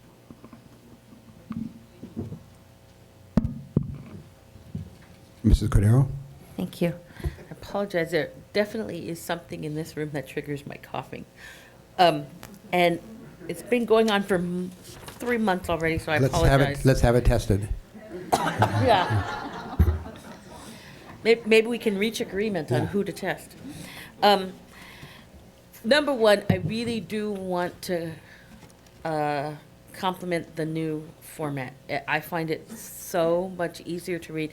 And I'm thinking back to when I first got on the board and the single plans were practically unreadable, and there were so many different formats, and this is so much better a process now. And I had a question similar to what Ms. Deegan was asking, in that not so much are we asking our teachers or our staff to do too many different things, but are there some things that we see working, because we have so many different programs going on throughout the different schools. Are there any that we see having more general success than others, that we could perhaps try to, you know, focus on? Sometimes I do worry, as Ms. Deacon was saying, not only that we're spreading the staff too thin, but that we're spreading our funding too thin, that the students are kind of getting, you know, overload with different programs, and that if there was more continuity in, or more, what do I want to say, similarity in the programs that the students are using at the elementary level, that it might help carry them through when they go on to junior high and, you know, and high school. So, but I don't know, because I agree with you, and I understand your answer, that we deal with different populations at the different schools, we deal with different climates at the different schools, and I don't want us to lose that, because I think recognizing the individuality of the various campuses is really important. But sometimes I feel like we are going in too many different directions, that perhaps we could see more success, or put more efforts into fewer programs, we might have a better handle on some of these. Well, what I'm first going to say is, we just in California adopted the Common Core. And last year we aligned the curriculum in kindergarten to the Common Core. And this year we're working on first and second grade in one group, and then we're working on third through sixth grade. So the Common Core curriculum comes with everything from in the reading language arts, it's the reading selections, it's very nicely laid out standards. And I think that what you're talking about has been the hallmark of education probably since the 1960s, that we swing back and forth between whole language and phonics. And I think at this point it's quite interesting to me that it only took 18 months to get a Common Core. So that was probably the most phenomenal moment in my life when I heard that we're going to stop having the curriculum wars and we're just going to stick with one thing. That was a pretty amazing moment. So I think, you'll start seeing, common curriculum, more commonness across the United States. And I think we're a little bit ahead of the curve in taking a look at that curriculum. And we're very fortunate to have David DeMille helping us in elementary. And, we're working with it also in the secondary. So in the secondary, we've got the advice and counsel of Bill Jacobs, and we're sending quite a few people to the math conference to start to hear about what needs to be done with our curriculum in secondary. And I feel like we're in a very good place, and the professional development may seem disparate to you, but Teach Like a Champion is AVID. AVID is Read 180. Read 180 is Kate Kinsella. They're all doing the same thing, but with a little bit of support in different areas for our folks. And so each time I come to a training, we did Jonathan Lemaster today with science teachers, and they put together common lab report forms. So 7 through 12 will have common lab reports, common write-ups, so the commonality is getting greater since I've been in this district when I started here in 1982. So I can tell you I've seen a whole lot of swings in the curriculum here in Santa Barbara, and I feel very good about the fact that we are moving in a more common direction. It makes kids more comfortable in class when the procedures are similar, and it makes kids more comfortable when the approaches are similar as well. Well, I'm really glad to hear that answer. That addresses the question that I was asking. So I'm really happy to hear that. I'm not sure I'm totally in favor of a national standardized curriculum, but I definitely am in favor of a district-wide standardized curriculum. So I appreciate that answer. Thank you. Okay, thank you. Dr. Noel. Just a footnote on that. Does that run into opposition within the campuses where there are individual ideas about the best way to do things? The best way to do things is always when the instruction is well planned and the teacher is well prepared and the instruction is differentiated and the curriculum is thoughtfully prepared for and delved into by the students. I thought I asked sort of a political question, and what I got was a cliche. Good. Okay. Is that the best I'm going to get? I don't know. You want to have a follow-up question? Well, we have already, in my opinion, 3 successful models in the district, and they've been successful for some time. La Cumbre, Santa Barbara Community Academy, and Cleveland.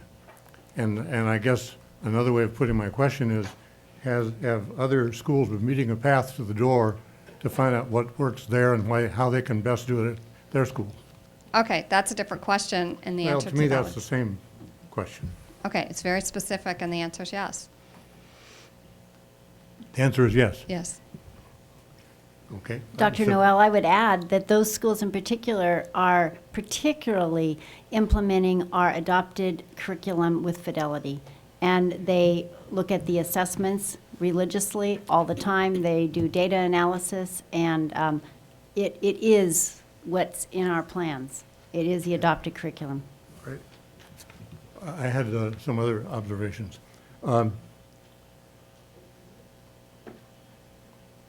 I do a lot of work comparing schools and feel that these plans, and particularly the data presentations, decontextualize our schools. Santa Barbara exists, each school exists. You can look them through and certainly compare one school to another, but it's as though the rest of the world is not there, and that the rest of the world may not hold lessons for us.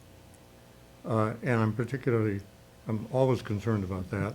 In that context, I've had some communication with Sean Carey at DP, shared some data with her, and was very pleased to learn that that their school and their team had gone to Whittier. Why Whittier? Because Whittier, at least in my data, and I think in anybody's data if you look at it carefully, Whittier has a number of very successful schools dealing with the same kind of student population. And when I see that, I say, go, and I'm so pleased that you folks have done that. And I would like to see somehow that philosophy reflected in the thinking more than I see it. I don't see much comparison when I look at these data also between socioeconomic and demographic variables. And I'm particularly I find very objectionable that the data for each school show the scores through time, and that's very nice to see, for English language arts, for math, and for the API by subgroup. They're all by subgroup, except you left out the high SES or white subgroup in every one of these. And so there's no, am I misreading that? I've looked through them. Doctor, I've focused on the junior highs, I'm sorry. If I'm wrong, I don't want to say it about the elementaries. And that's very misleading, because the fact is that that's the only way you can look at the achievement gap. And these reports, at least the ones I've looked at, as I say at junior high, don't say a word about the achievement gap. Dr. Noel? Yes? I asked Dr. Hayden about that. He may want to give you his reply that he gave to Well, me. let me finish my critique Okay, first, okay. But there's a simple answer for that question. Well, I answered it in 45 minutes before the meeting on the website. And I found that, in fact, for example, at Santa Barbara Junior High, English language arts, that an achievement gap of 57 in 2003-04 narrowed to 41 in 2009-10 for an average of 2.3 percentage points per year. At that rate, it's going to be a long time. That's not a criticism. In fact, I'm delighted to see what's happened to their data in this past year. And I want to add even more, that in my most critical view, I looked at those data, and there's some solid parts of those data. Congratulations to Santa Barbara Junior High. Look at Santa Barbara Junior High in math. Achievement gap of 56 percentage points in 2003-04, only 46 in 2009-10, a much better improvement in math. I look at the API subgroup, okay, and I simply subtract the white subgroup, or I'm doing the ethnic achievement gap, the Latino white subgroup minus Latino subgroup. An achievement gap of 248 API points in 2003-04, down to 203 API points in 2009-10, not a straight line, with a change of 6.5 per year.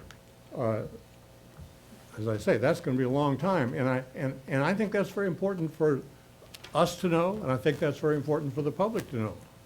And without having without contextualizing this information, there's no way of knowing that.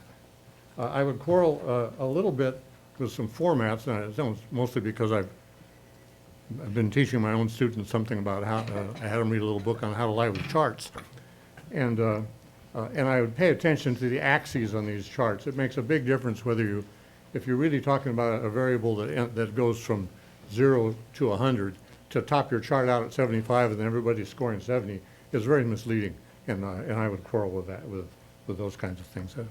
I believe I've covered all my points. The good format, I absolutely share my colleagues' praise of that format. I want to add, did you read the New York Times today? No. Big article on Los Angeles and the value added. Okay? And I want to add that this is, of course, I don't want to make this a taboo topic by not talking about it. Is there at any point any thinking going on in this district about including in our reports that become part of our planning process value-added data, by which enables one to isolate classrooms? And I don't view the LA Times treatment of this as a very responsible thing, and I'm not defending that. But a way to isolate classrooms and things that go on in classrooms in terms of their effectiveness. At minimum, so this could be fed back to principals and used by teachers in professional development and guidance. Not to do what the LA Times did, which I think was morally indefensible. Thank you very much. I can't, after all of this, I really can't say too much more. I have several things I want to mention. Our role up here is a little bit different than if I was sitting in your role or in a peer group where we could really quiz you on some of these things, because I could, as Mrs. Deacon said, we could talk individually on a lot of things in these reports. I too like the executive summary. I like the format, but I enjoyed the executive summary because you were honest. There were situations, I forget which school it was, but hey, we did great, but when you go drill down, you see that the 3rd and 5th grade didn't do as well as the 4th and 6th grade, and we got to work on that. Or K1, in several schools, we need to work on K1, and if we get K1 going and 2 and 3 and 4, by the time they get to 5, 6, 7, 8, they'll be well on their way. We won't need Read 180 in the higher grades because we'll fix it at the lower grades. So I thought the honesty was good. A couple things that I would like to have seen maybe different is parents. We all agree that parents are really vital. And there is a section in the executive summary about parents. I got the feeling that you made a laundry list of things parents can do. I didn't see many situations where you said, what are we going to do to make sure the parents that don't go to these things get there? There was one school that the staff determines what could be the topic, and then they call the parents, the appropriate parents to come. So there was sort of an indication there was an outreach. And so just a laundry list of things that you're doing is great, but if nobody, if the vast majority of the parents don't participate, then we haven't done our job. So I would like to see more proactive statements about what you are going to do to get the parents to participate, to come to a meeting, to come to something. I think it was McKinley that has, hey, we're going to take 12 parents and we're going to give them an 8-week course. And they're random parents. It's not my favorite parents. It's almost like, I think, just pick a name out of the hat and we're going to go to those parents. I think that kind of thing will get more parents involved, because it's not the ones that participate in all these nice committees that we need to worry about. It's the ones that don't that we need to worry about. So I would like to see more proactive statements when it comes to parents. One thing that bothers me about templates, and I granted this was done by a template, but I don't like to see the same words in every report. As I ran for this office, and last year, the two things that gave me the best information were, what are the barriers? What is the community? What can the community do? And 9 out of 9 or 10 all have the same very simple words, which I guess blow me away. Our school has experienced significant declines in state and federal funding to support at-risk students. And the conclusion, despite our economic challenge, we continue to show achievement gains. That's great words, but if none of you say the same thing, it doesn't help me one single bit. And that's the one area where I saw some individuality in the past. Such as, I think Mrs. Renzoni is not here, but she mentioned SARB, that we need a SARB. Well, and a year ago, I think Michael Vail at Cleveland said we need a SARB. We've been told that truancy is not a problem at the elementary level. But if in fact we need a SARB, that tells me something, that tells the staff something. One of the schools in that section, Read 180, had a barrier. The computers weren't working, the broadband wasn't right. If we know that kind of thing, we can do something about it. I thought that was one area where you could use your individuality, you could tell us what's on your mind, you could let us know what's going on, so we can do a better job up here to help you solve those problems. So I think there's a little bit too much of the template that went through some of them, and I don't mind a template, but it should be a jumping off point where you can then, in some cases, use your individuality to tell us what's on your minds. I didn't get the feeling I knew what's on your minds.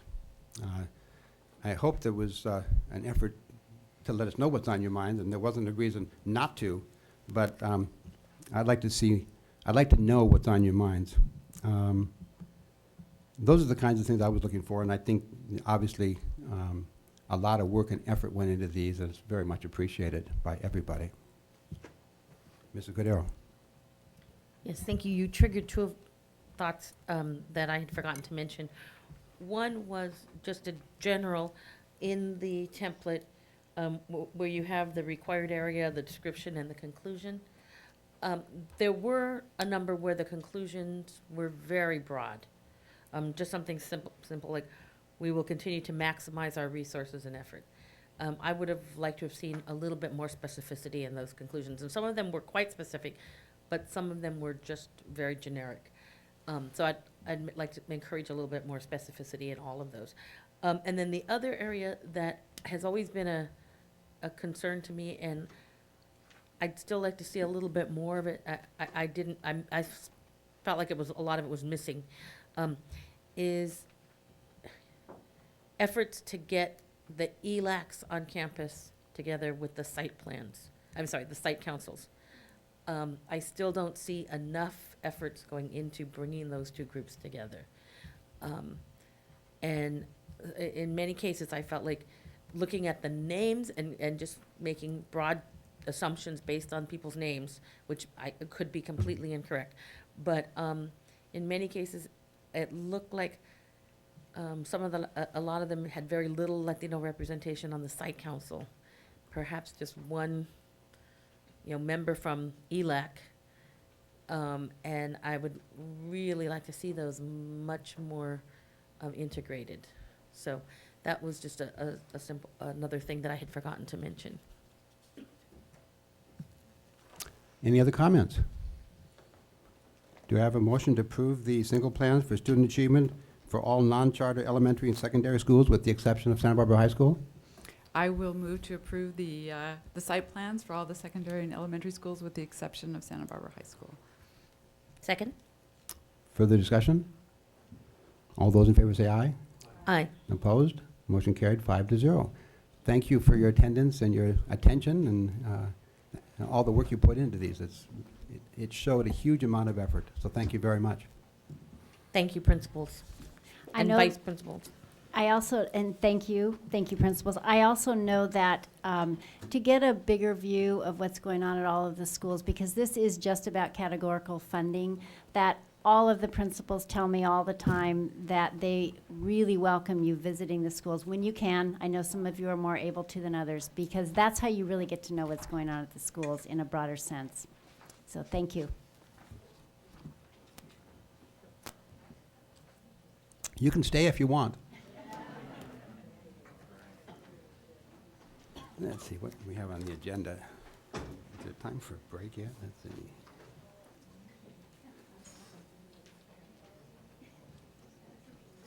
Okay, E2, approval of third-party tester for air quality evaluation at Washington Elementary School. And Deputy Superintendent Eric Smith will make this presentation. Thank you, Dr. Sarvis. At our last meeting, we were unable to decide on an air quality tester for the portable classrooms at Washington Elementary School. Based on our understanding of the record, we went forth and solicited 2 other names in addition to Jeff Hicks, and provided those to the parent group, Parents for Excellence in Public Schools, PEPS. And at the time that we submitted our agenda item, we had not received their 2 additional names in addition to Joe Spurgeon. Shortly thereafter, we did receive those names. And so on our side, we had Jeff Hicks, LaCroix Davis, Yi Tian. And on their side, they had Joe Spurgeon, Mark Ketchen, and Asin Chow. Subsequent to us receiving those names, we did meet with them in person. We spent about 2 hours trying to come to consensus. We had some concerns about their lead candidate, and as we told them at that point, we hadn't had a chance to really vet the other two names. Today, we did vet the other two names. We believe that we can live with Mark Ketchen with Panacea Group. I did make that contact with Dr. Shapiro today and let him know that we were in agreement that we could move forward with that certified industrial hygienist. However, it would require us to get a proposal from him with respect to scope and price, and that probably would take another couple weeks at least. So at this point in time, we're prepared to move forward. I did have a very straightforward conversation with him about the parent group being able to collaborate on the scope, but once the work begins, we did not want any interference in terms of how the CIH was conducting their business. So at this point, we're recommending that we get a proposal from Mark Ketchen and Panacea Group, and I don't know if it'll be Mark Ketchen and Hassan Chow because they're from the same firm and they probably work in tandem. But in any event, that's our plan at this point.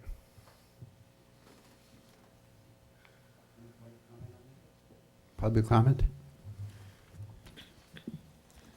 Bill Budke, followed by Jeanette Hope, followed by David Shapiro.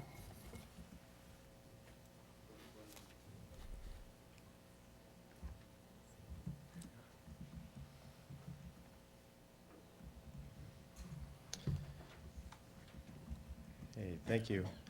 My name is Bill Budke. I'm with the Parent Group PEPS and the Air Quality Committee, and I appreciate the time that has been spent on this on both sides with the district's representatives. We in good faith, have come and spent a lot of time vetting out the most expert professional that we could find. We came up with up to 15 CVs of individuals that we had vetted, and I boiled that down to 3. We're still somewhat mystified as to why we've not picked Dr. Spurgeon, given his overwhelming credentials in the discovery of mold and his research. We really feel that his expertise is beyond all of the other 15 candidates that we looked at. We were not necessarily given a reason why Dr. Spurgeon was not selected, and thus we're left wondering why, what those reasons are. We are hopeful that the testing will be done in an aggressive manner. There are visual indications, given my professional background, that there are mold issues at Washington School and other issues that we would really seek to have the maximum reassurance that the scope and scale of this endeavor will unveil any problems and furthermore enhance and protect the district from liability. And that has been our intent from the very get-go, because our intent is to protect our children. That's our absolute intent. And there is no agenda. There's no one that we have behind the scenes that we're paying to come in and look at these issues. As a private individual with 2 children at Washington presently, I'm happy to say that I'm very, very pleased with the academic performance at the school and the facilities. But I do have questions regarding a lot of the potential for mold contamination. And so again, thank you for your time, and we look forward to continuing to dialogue in many of these issues. And again, really do hold to high standards of integrity with regard to the level of anticipated research into this level of problem or potential problem, which we would like to put away. Thank you very much. Thank you, Mr. Butke. Jeanette Hope, followed by David Shapiro, followed by David Mills.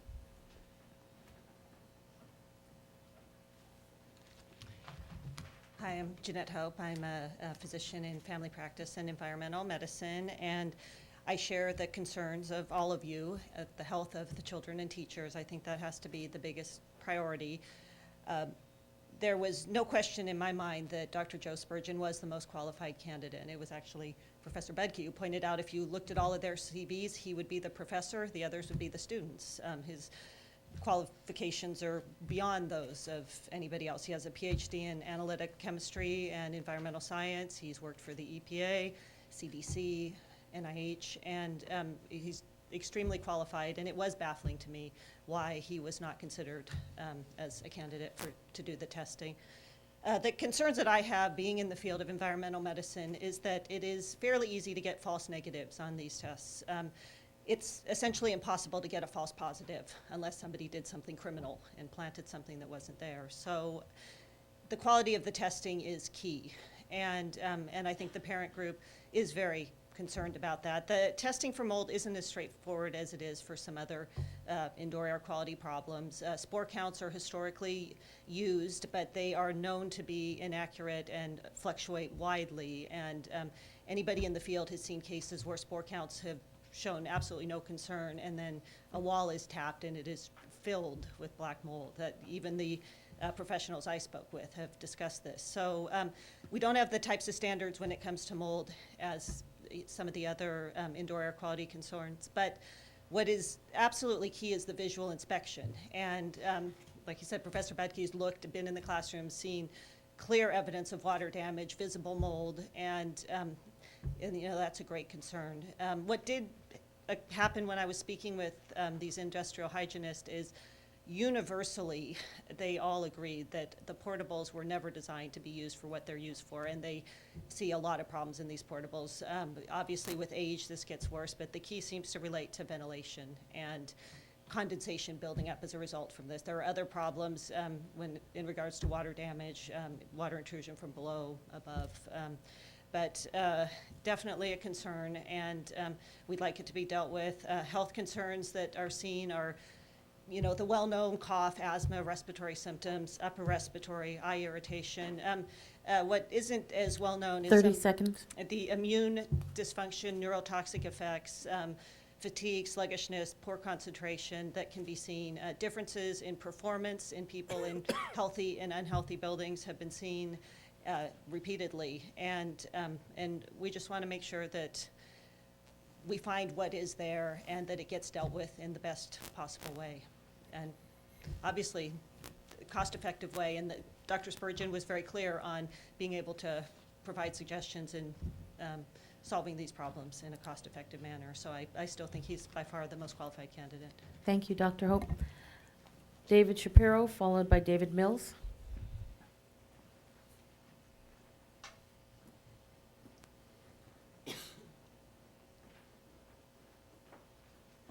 I want to thank you for having me. I'm Dr. David Shapiro. I'm a physician, and I come at this as a concerned physician and as a concerned parent.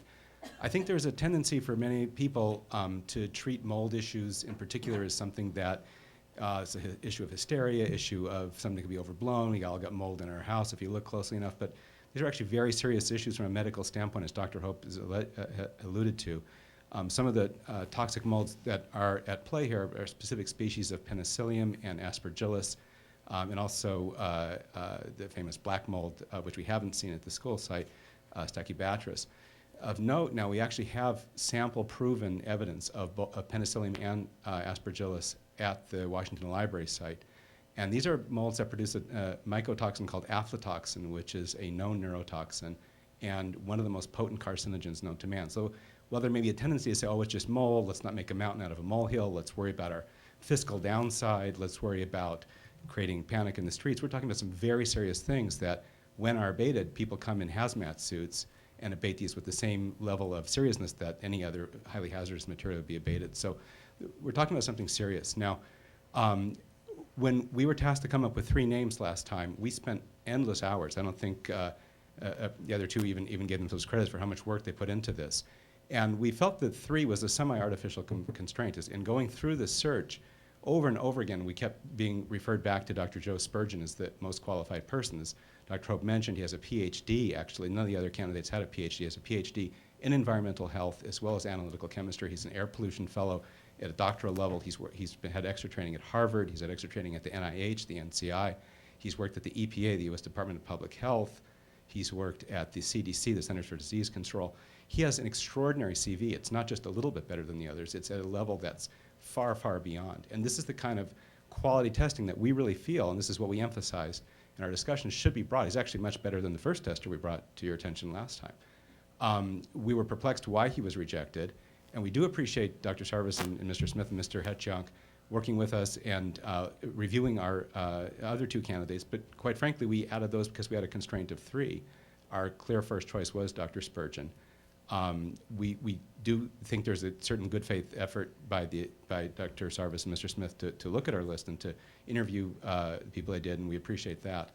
But we do think that Dr. Spurgeon is the overwhelming choice that could provide the best insurance of health to the children. Again, this is a serious issue, and this isn't an issue about ego. It's not an issue about dialoguing back and forth to find some neutral ground that somehow looks good politically. This is a serious medical problem. I'm saying this as a physician, and this is something that really deserves, I think, the very best possible, most qualified candidate that you guys can find, and we've presented you a name, and I think you should look at it carefully. Thank you. Thank you, Mr. Shapiro. David Mills?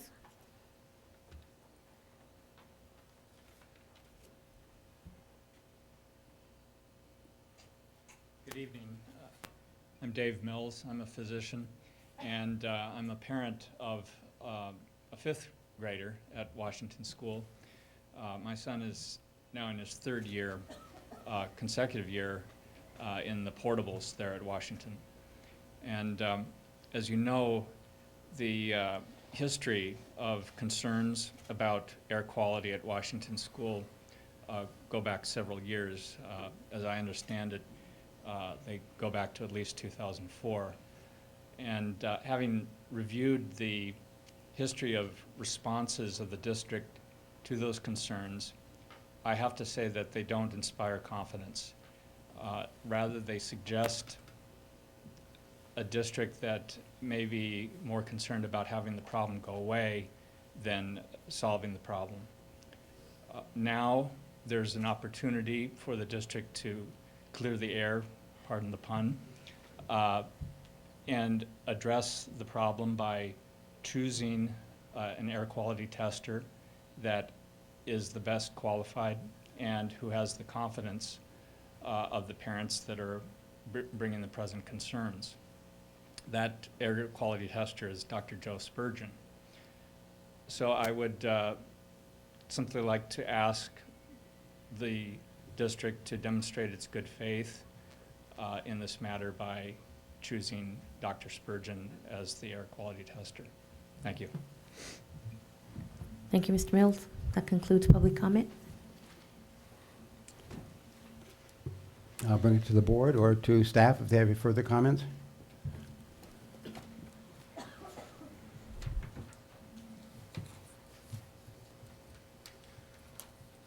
Mrs. Gudero? Well, I have a couple of comments and a couple of questions, but my first question is, I'm trying to say this carefully, but it appears that the parent group doesn't seem to have a great deal of confidence in the name that they put forward that we have selected. Given that, is there another candidate from our list that the district thinks would be a better choice? Or was their candidate as good a choice as any that we came up with? I don't think we ever moved off Joe Hicks. I mean, that was part of a compromise position, and that's how we got to this alternative candidate. Okay. I have to say that I'm disappointed with the results. I proposed this, what I perceived as a compromise solution, with the expectation that the parent group was willing to compromise. I feel tonight as if the parent group has come back to a proposal that came forward last time that was not received. And I have to say that I'm disappointed that I don't feel that there was a good faith effort to compromise on the part of the parent group. However, I still think it was a good idea to give that opportunity a chance. But at this point, I'm willing to go forward with what the district thinks is the best choice. Dr. Noel. I didn't, when you talked about inviting a proposal from this person, I didn't get the name correct. Could you run that process again? Are you talking my introductory comments? Yeah. Yeah, I was going to say if we moved forward with one of the candidates that the parent group proposed, which was Mark Ketchen. How do you spell that? Katchen, with Panacea Incorporated, we would still be required to get a proposal because we don't have a proposal. All we have at this point is a CV. Did you say that he's partners with someone else that's on one of the lists? or Yeah, just- one of the other CIHs that the parent group brought forward was Hassan Chow, and he's with the same group. And he's also a certified industrial hygienist. Well, we have some. Those are the coming two, around. yeah, those are the two people. They came by email today.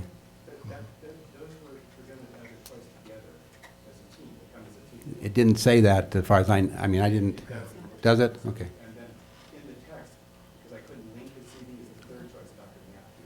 Well, We should have him on microphone if you. well, it's okay. Did you see? So the name that you are suggesting was proposed by the parents, but not their first choice, is that my understanding correct? Okay. Well, I'd heard them speak all for one person, but it would be very helpful to me to hear their opinions about this choice particularly.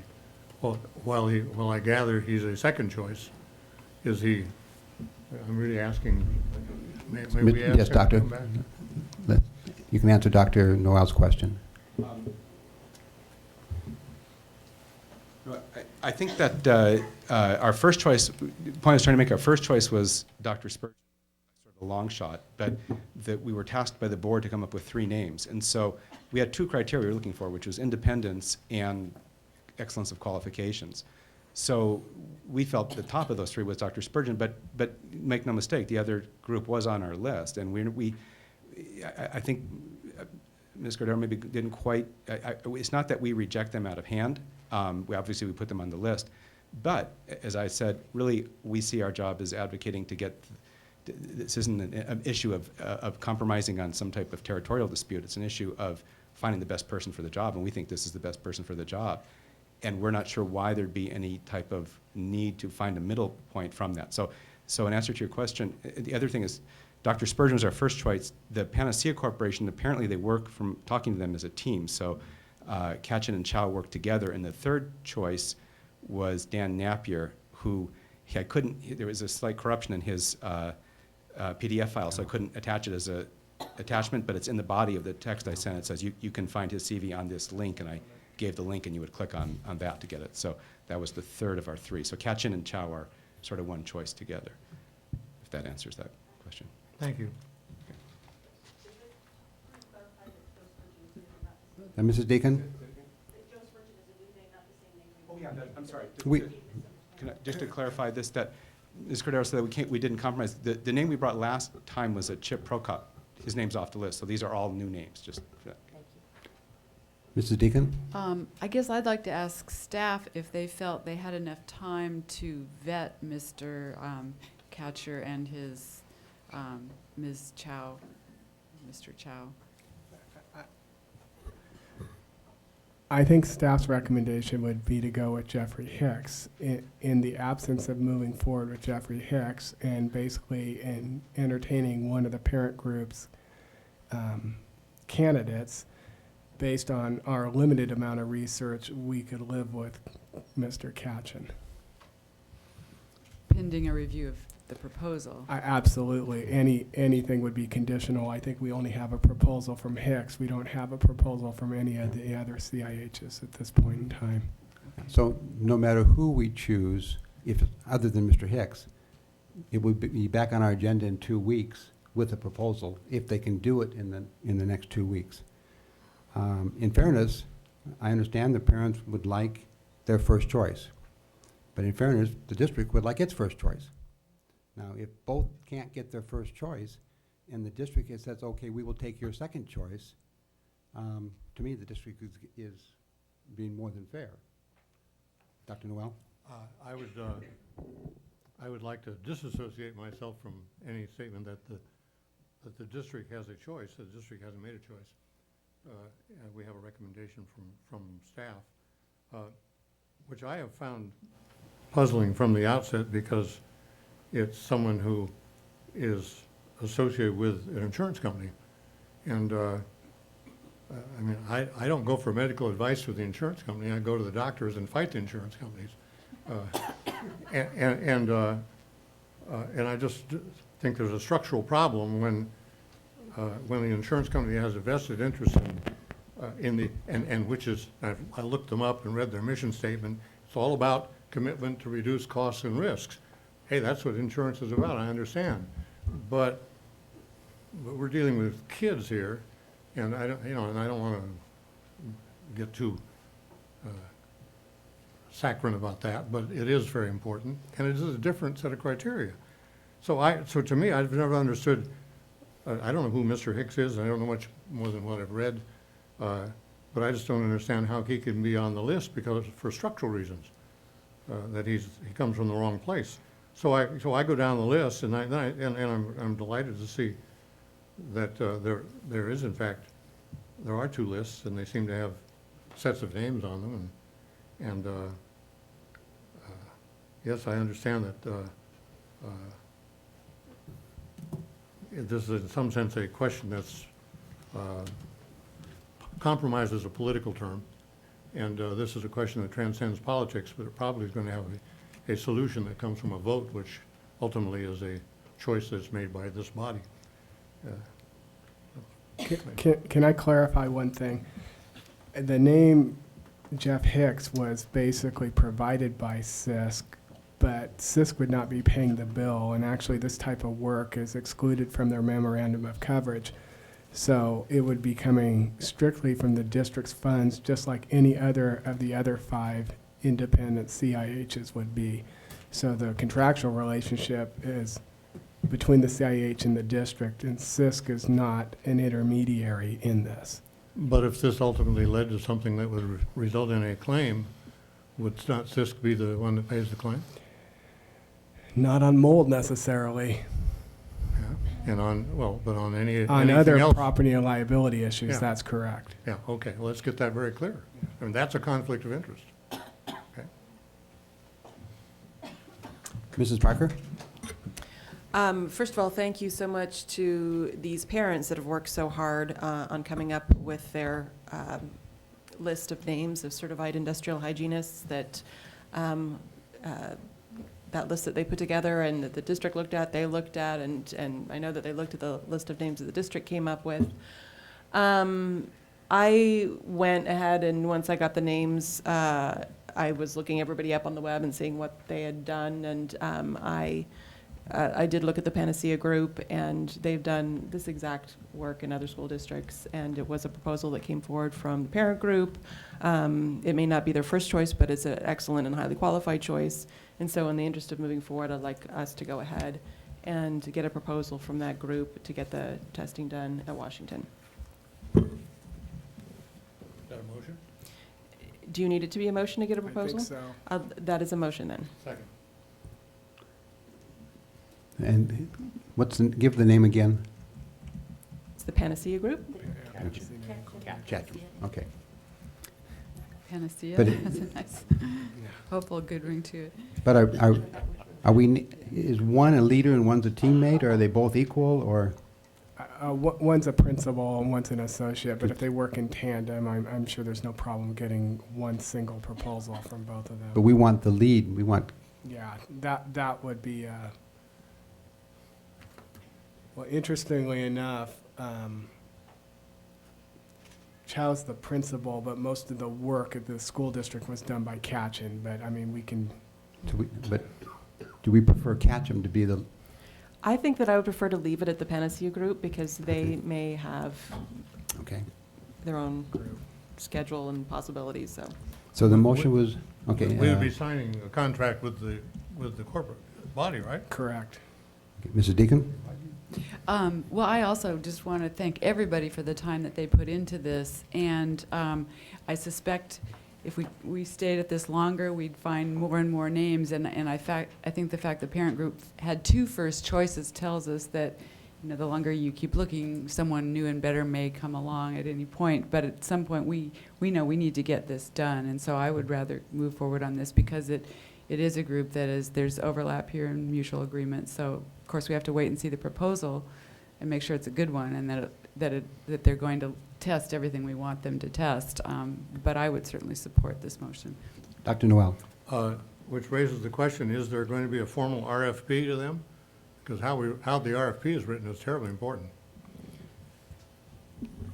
Well, if we do an RFP, we're gonna have time, added time. I think what we'd like to do. Could we as board members see a draft of whatever passes as an RFP, even if it's verbal, see an outline?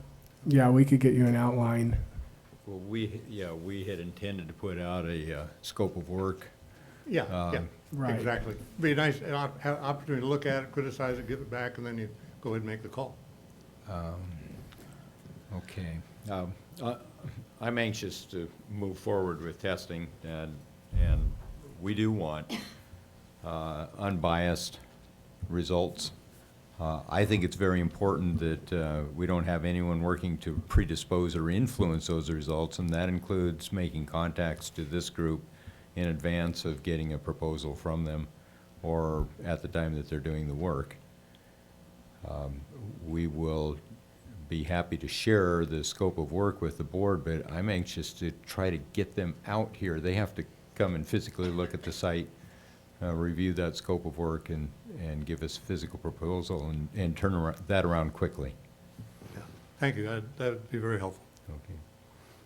Mrs. Cordero? I want to clarify what the motion was, because I thought your motion was to. Get a proposal from the Right. Panacea Group to Yes. do the testing at Washington School, in the Washington School portables. Okay, and then it will come back to us. Was that Then the your idea? That proposal was would your come idea? back to Okay. us, yeah. Okay. And we can compare that to Mr. Hicks' proposal. I mean, so we're starting to get a sense of, Right. you know, what is industry standard. Okay, and then I would like to apologize to the parent group if I mischaracterized what your activities were with the district. However, I do think that compromise means not insisting on your first choice. Because I've served on enough, even hiring committees, to know that whenever I may think there's no possible way somebody could not think that this person is the top choice, and then I find out that I might be the only person who does.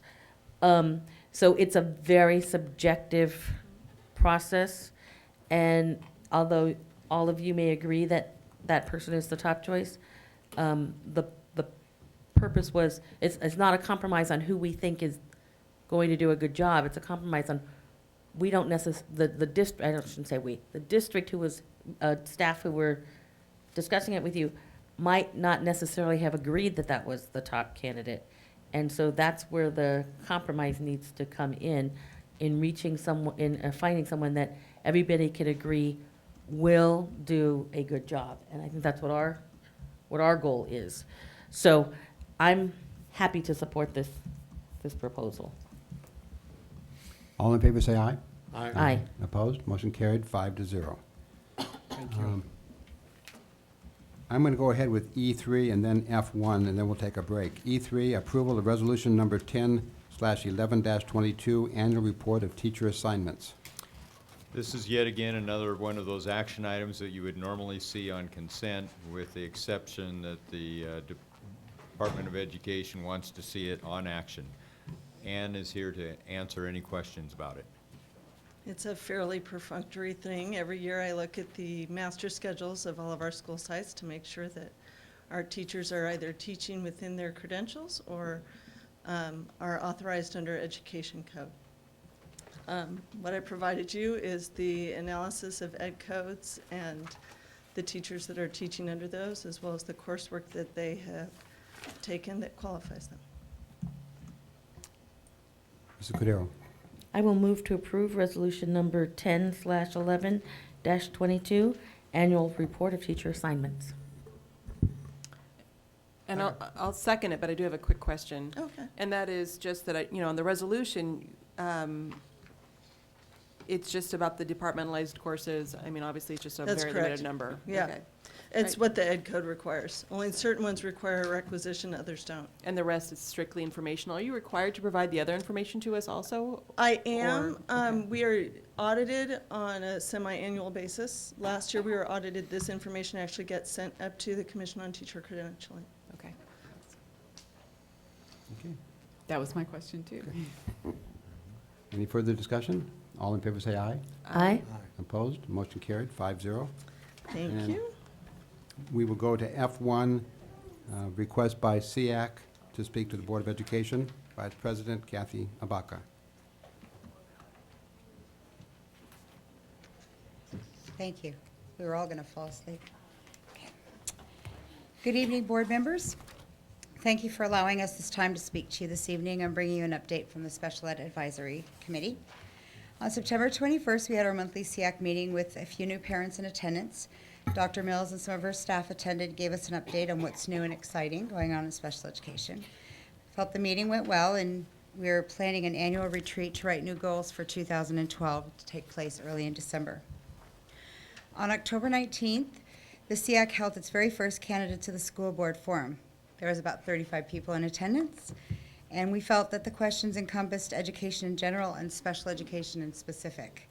I want to thank all of the candidates for participating, and also would like to thank those who attended, and a special thanks to Brian, who videotaped the forum so I could send it to parents who couldn't come. I did get some feedback from those parents and some staff who said that the forum was great because it really made them decide who to vote for, so I think it was successful. Congratulations to Monique and Kate for their victories, and we look forward to continued collaboration with the school board.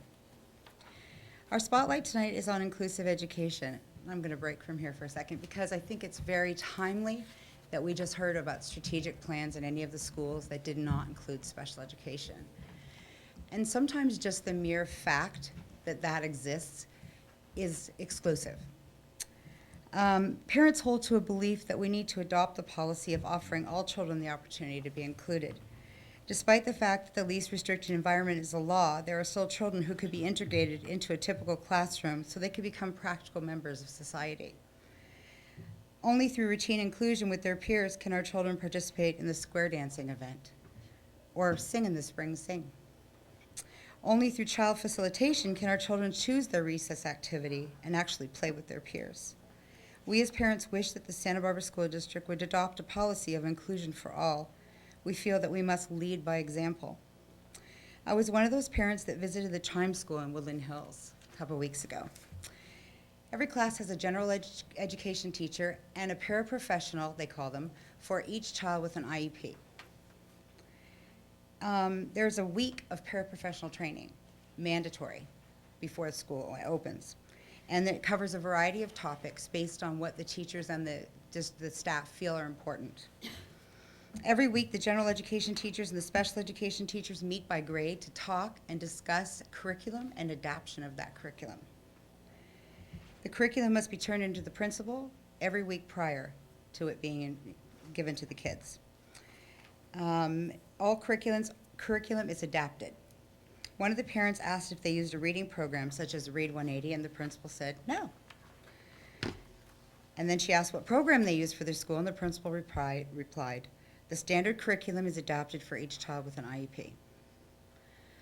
Another outstanding item to note is that we visited 6 classrooms of various grade levels, and you did not always see the paraprofessional just working with the student with the IEP. In fact, sometimes you couldn't even tell if that student was or was not, but the principal was quick to let us know when we left, by the way, this was the child. And she might not have been working with them. She might have been leading an activity, she might have been working with some other students in a group, or she might have been working with that particular student. So thought that that was pretty interesting. They also co-taught with other students and even, again, leading some group activities. And the teachers in this school are teaching here because they choose to do so. They want to be part of an inclusive education community. They're at-will employed, and there's no tenure. However, turnover is almost non-existent, which is very interesting in special ed, as we know, because turnover is almost the norm. So we ask you to consider the future. Children with special needs is growing every year. Autism is one of the fastest growing disabilities. We are on track to double the number of special education students in the next 2 years. What will happen to our schools if we don't plan for inclusion? It is possible that if we collaborate effectively together now and we adopt a policy of inclusion first, that we can develop into a school district for that future. SEAC looks forward to being a partner with Dr. Mills and her staff to create exactly this kind of environment. Our commitment to inclusion is so strong that actually the Autism Society of Santa Barbara is going to be holding a conference on January 28th to educate parents and administrators about inclusion from every aspect. And we hope that all of you will attend. Every child can learn, just not on the same day or in the same way. George Evans. I just wanted to take a note and say, time to say that we will be hosting for Dr. Noel the 23rd at 4:30. We hope everybody will come because it should be a good party. And also, thank you to everybody for the last year and all the participation. And I was the parliamentarian of the new parent group, and I found that to be really exciting that we had so many parents participating, and it's going to be a great thing. Thank you, Mrs. Zabata. Thank you. Any And questions? Mrs. Deacon? I didn't mention this earlier because I saw that you were on the agenda and I wanted to stop and say this now, but I would just like to thank all of you that were at the Parent Advisory Council meeting for being such great collaborators with the district. And I am I guess the board liaison with this group, but it looks like there's going to be a lot of positive energy. There was a lot of discussion about the roles that the parents would play, not only as ambassadors to go back to their schools and convey what the district is doing, but also to bring to the meetings best practices of things that are happening at their schools, general issues that the district may need to know more about. Marcia Eichelberger is the chair, the parent chair, and Lynn Rodriguez is, I think, the co-chair. There was a good representation of parents with students with a range of disabilities, and the group's going to meet monthly to start and then take it from there. But you know, I'm thrilled that we've, you know, this was one of the things we really wanted to achieve with FCMAT, and we're doing it. We did it. And so it can only, you know, continue to get better with everyone's, I think, real effort to make sure that it works and that we're building the trust that we needed to reestablish. So I just wanted to thank all of you for being there. And Kathy did use Mr. Heron's gavel, but I don't think I think she put it back, so we're good.